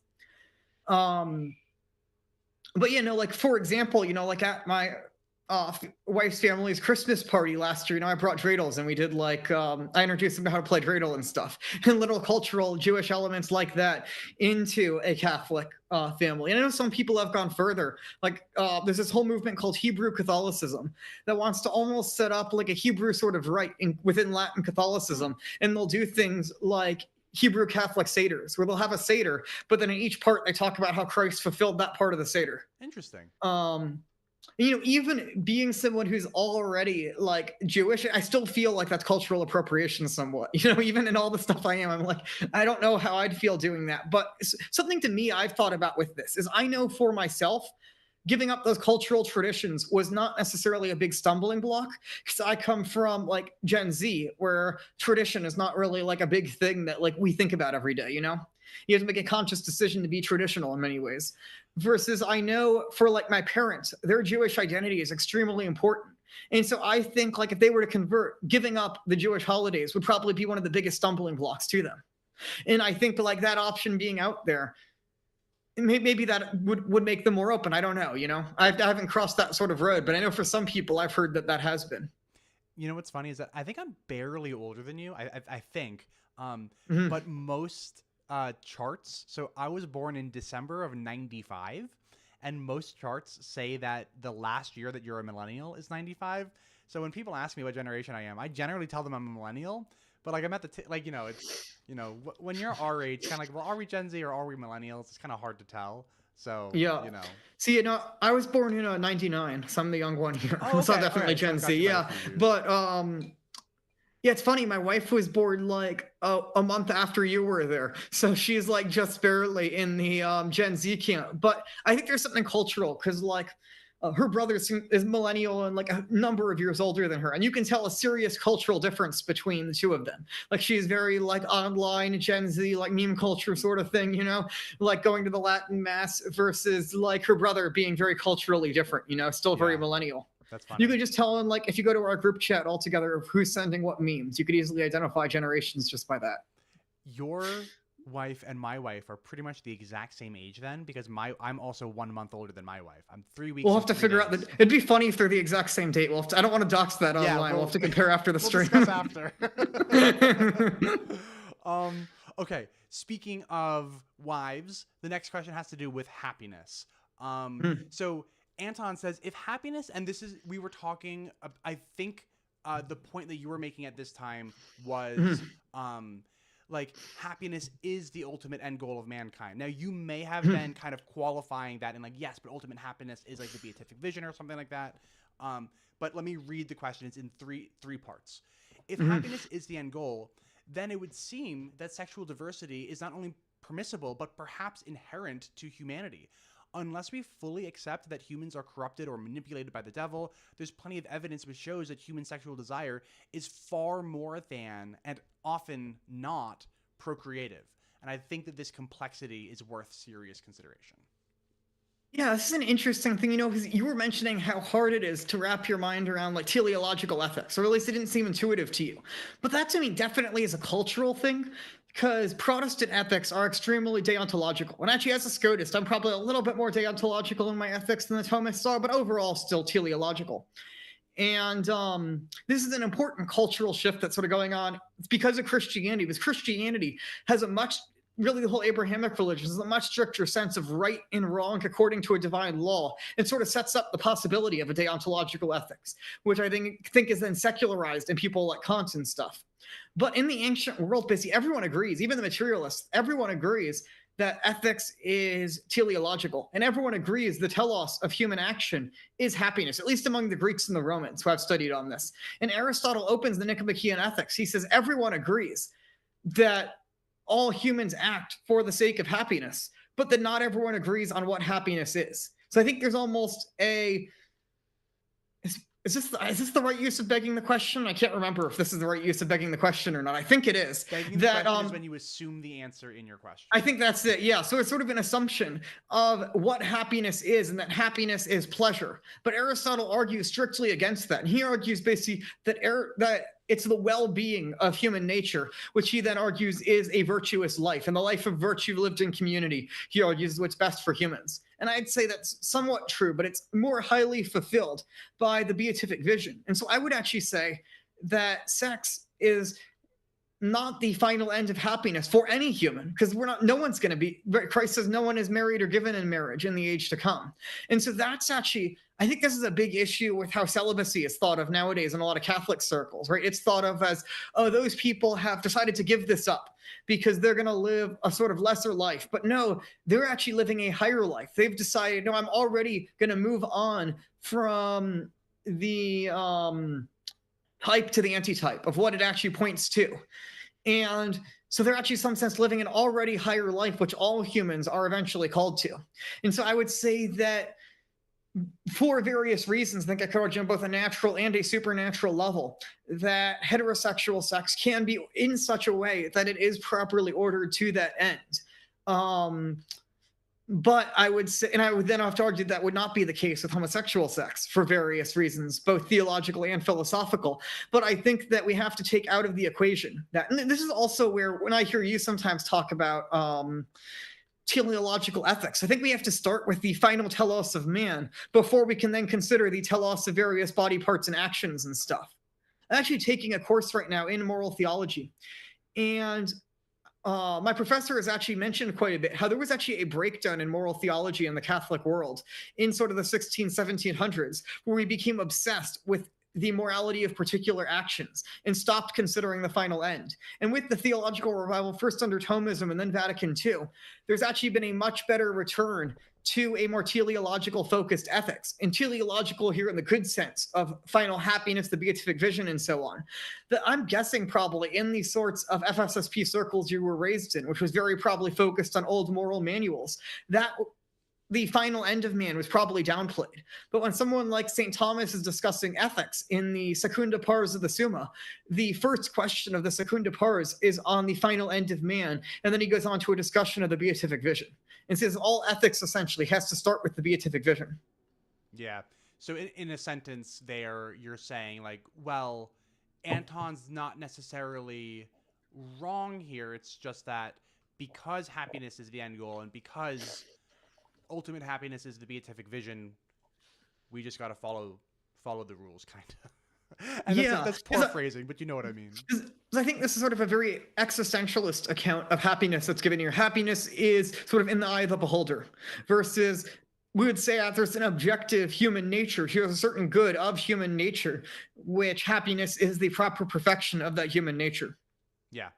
I almost don't like the word happiness, really. It's the sort of popular word that translates eudaimonia, but eudaimonia means something more like well-being, the well-being of the person. Interesting. Okay. Because you gave Anton a really nice answer, I'll pull up this one. He says, random compliment, but I feel Gideon has an excellent presence as a speaker, and if he isn't already, he would make a great teacher. So yeah, I used to work somewhat. Thank you for that. I used to work a little bit as a teacher, but now I'd work more doing research stuff. But I still teach online a little bit, and I'd like to eventually go back into education. Cool. Let me hit you with a few more. This is a double whammy from Daniel. He says, is our doctrine of transubstantiation frozen in time? How do you feel about Bishop Barron's cautious efforts to draw us into the 20th and 21st century with his legitimizing transfiguration / transfinalization thoughts? Note, Bishop Barron cautiously accept these views in the Eucharist. Yeah, I don't know Bishop Barron's views at all, so I can't comment on that. I think he's a great popularizer, but I've never been impressed with him as a philosopher or theologian. So I probably would not agree with what he says, but I don't know it all, so I can't comment on that. And I think he does great work popularizing and evangelizing, so I don't mean to knock him down. I just disagree with a lot of what he says on theology. But I think transubstantiation is, like, the word comes about before a lot of these philosophical debates are actually happening in the West.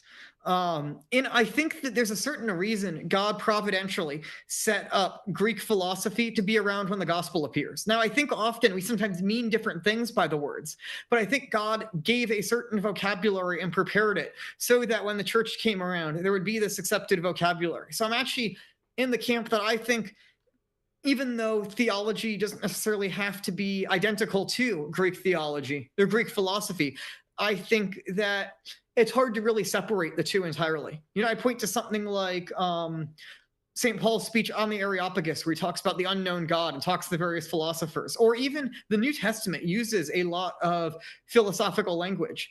So, for example, it frequently uses the word energia to refer to activities, but that's actually a word that's coined by Aristotle to refer to actuality in the sense of act and potency. And so there's quite frequently the New Testament uses Greek philosophical language, but reappropriates it for different ends. And this has led to all sorts of interesting literature debating how it's using it, But I think that the fact can't be denied that these words are there, that are being, they were used in more common parlance by the time. It's maybe someone wants to say Paul was only using the common sense of them, but like Paul was educated very well in his day. Tarsus was a city that was well known for Greek philosophy. Like, I have it hard to believe that he can write Greek and hadn't read Plato, at least, because Plato is one of the standard texts you read just to learn how to write Greek well. Yeah, one of my biggest revelations in revelation here, in this very secular sense, like when I was kind of just like really getting into like the texts of the New Testament, was when I realized that these are kind of like, these are Hellenistic documents, because you always I grew up thinking about them as being like Jewish documents. But they're written in Greek, and they're like it's very Hellenized Judaism, is what you're getting in the New Testament. There's interesting scholarship that's just sort of beginning, and I've looked a little bit at it, that we sort of tend to assume that before the real rise of Christianity, these Jewish and Hellenistic cultures were really separated from one another. Or maybe the Jews sort of accepted some influence of Hellenism. But like, you go down the list of like who are the major, for example, Middle Platonist philosophers, it's all Jews and Christians who are well known there. Like the secular pagans, they knew about Jewish theology and they were interacting with it. Cicero actually has a whole speech against Jewish theology, where he's trying to argue that the Jewish theological understanding of the temple is opposed to the common good of Rome. And so this is why it is correct for the Romans to seize money from Jews attempting to go send it over to Judea. Because a Roman had seized a whole bunch of money from a Jew, and then Cicero was hired as his lawyer to defend that it was legitimate in court. And so they were aware of Judaism. Like, these sorts of things were known. A lot of these Greek philosophers or Greek Egyptian historians, they're mentioning like, oh, there's this guy Moses who was around and stuff. And they're probably not getting that from Egyptian documents, they're getting it from the Bible, but they're aware of these sorts of texts. And I think that we're only at the beginning of what could be a quite interesting study there. I've read a few different books on it. There was one book I looked at that was trying to argue that actually the sort of Roman philosophers were quite positive towards Judaism and sort of trying to argue against the trend that anti-Semitism was almost out of a jealousy of how Jewish theology was at the time and its advancement. And I'm not saying that or anything, but I think that these ideas just can't be separated as much as the ancient world was very deeply interconnected with itself. And so that's why I have a hard time distinguishing. Because you go back to the Old Testament and it looks a lot like other ancient Near Eastern documents at the same time. Like, we believe there are human authors to the scriptures, and I think they probably use the literary styles that are around them at the time. And Yeah, so something weird. Right? We can see. Yeah, something weird that happens when we rediscover sort of the ancient Near East in the 1800s, and we sort of say, "Oh well, everyone thought the Bible was the oldest book," and then all of a sudden we discover there's older stuff the Bible's borrowing from it. And I said, "Well, everyone knew that already about the New Testament," and I feel like in the ancient world they probably knew that about their own texts. Like they're clearly aware of older stuff that's around. It's much older than the Bible. So I don't even know where this whole idea that the West started thinking the Bible was the oldest book even came about. Because I've never seen anyone in the West ever claim that historically. I have seen people claim it, but they were not educated people who claimed it. Yeah. But I don't see, I think sort of the perspective you might get from this is this was sort of the common view in the academy until these like brave explorers went out to the ancient Near East and stuff. But I mean, I have actually, is it on here on my desk? No, it's not on my desk. It's at another place. I did a whole review of the standard medieval study Bible. It's called the Glossa Ordinaria. So every major medieval theologian would have studied the Bible from this text. And it's the Bible text within the church fathers around it. And someone did a translation of the Genesis. And they're actually dealing with the etymology of Hebrew words in the book. Now, the book's all in Latin, but they're saying this Jerome went and studied Hebrew. And one of the main sources for this was Jerome. And so he's well aware of Hebrew etymology. And sometimes he gets it wrong. But clearly they're aware of these sorts of issues of ancient Near Eastern culture. They just don't have as large of a database as we now have, but I think they're very aware of these sorts of issues. They're aware that they don't know that much about ancient Near Eastern history, but would really like to know. Yeah. Do you have time for a few more? We're coming up on the 3-hour mark. So yeah, I can go for a little bit more. Cool. Maybe we'll try to go a little bit quicker to get through the last couple of them. So Max might be your friend. He had some very, very nice things to say about you above this, but he says, what is the Scotus view of predestination, libertarian free will versus compatibilist determinism, and election/reprobation? Yeah, this is almost like so off topic from our discussion that I don't know if I should get into it, but I'll quickly say like unconditional election, conditional reprobation, and libertarian free will. And I would have to do a whole nother stream on my channel on how all that fits together on Scotus's theology, because yeah, anyways, the one thing I will say for those who sort of don't know Catholic theology that well is sort of the popular view of Catholic theology really emphasizes sort of a libertarian free will strongly. And that's you mentioned in a recent stream, I think it was yesterday, that's sort of the trad view that you grew up with and stuff. But actually, real traditional Catholic theology looks much, much more like what we would call Calvinism than what most Catholics would be comfortable with. Yeah, and that's super funny because we were like very not Calvinist. But I think, again, that just, what is called traditional Catholicism might not actually be traditional Catholicism. Yeah. If that makes sense. Yep. And this is sort of an open question. The boundaries of predestination in the Catholic Church. So one could be sort of a Molinist and be a totally fine Catholic. But, like, that's kind of not the traditional perspective on the matter, Yeah. Here's one from Rosemary. Does Gideon have any familiarity with the Kitzmiller trial and the judicial opinion that came out of it that goes through all of the science and alleged science? I have absolutely no clue what this is, so I'll look it up after the stream, but thank you for that. Yeah, so this has to do with teaching young Earth creationism in schools. Rosemary actually put together a really cool presentation, and she gave it and I recorded it and we put it on my channel. The Wikipedia article is fantastic. But if you ever doing something and you can listen to a video for, a solid hour and change or something, I'll recommend Rosemary's work on my channel. Yeah. Yeah, thank you. And I think that there was another one. Let me see. Oh no, we did that one. And okay. I think that we may have gotten to the end of it. One more, and this is from David from Catholic Verses. Is it fair and accurate to refer to Jews today who reject the Messiah as carnal Jews as opposed to spiritual Jews, as in Christians? I'd say, first of all, because of the language of like what most people think means carnal today, that would probably be like a really horrible way to do it, because a word might have in the past not had the same implications that it does now. So probably what they mean is this common polemic sort of against Judaism, right, throughout Christianity, that Judaism focuses more on earthly goods and Christianity then focuses on spiritual goods. And this is sort of the perspective you get from the Old Testament, focusing more on sort of earthly goods. And then their idea of the Messiah being a very earthly Messiah. I've heard that's not actually sort of representative of Jewish theology, and that Jewish theology can actually be a lot more mystical than is often given credit for. So yeah, I definitely would not recommend using that language at all. Like, I think that would be entirely counterproductive and stuff. But yeah, that's sort of my thoughts on the matter. Cool. And Gloff joined late, but he said maybe this was addressed earlier in the stream, but has there been any scientific work done by creationists that's been more or less accepted by mainstream science? We did talk for a little bit about some creationist science that has been published in secular journals. Yeah. So it's worth... I would say there's nothing sort of paradigm shifting that's been accepted. I'll say that.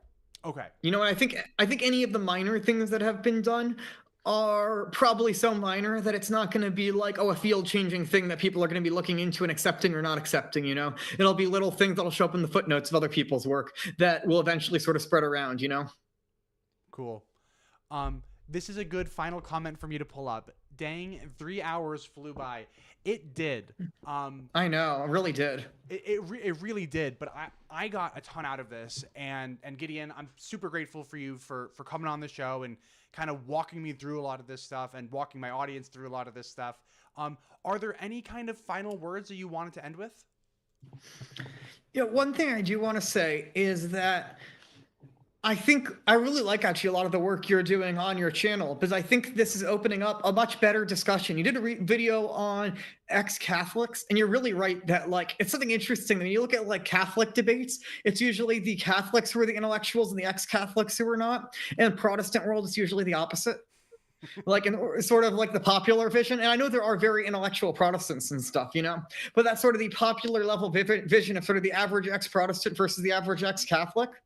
And I'm really glad you've actually tried to give a more solid foundation. Also, you confirm what a lot of us have been arguing, that the Latin Mass alone is not going to save everything. Because I think there's this vision of we have the Latin Mass and everything's going to be good. And like, no, that's not at all the case. In the 1950s, everyone had the Latin Mass, and then you think Vatican II is the worst thing ever. Well, guess what Mass everyone who at Vatican II went to growing up, you know? And it's celebrated their whole lives.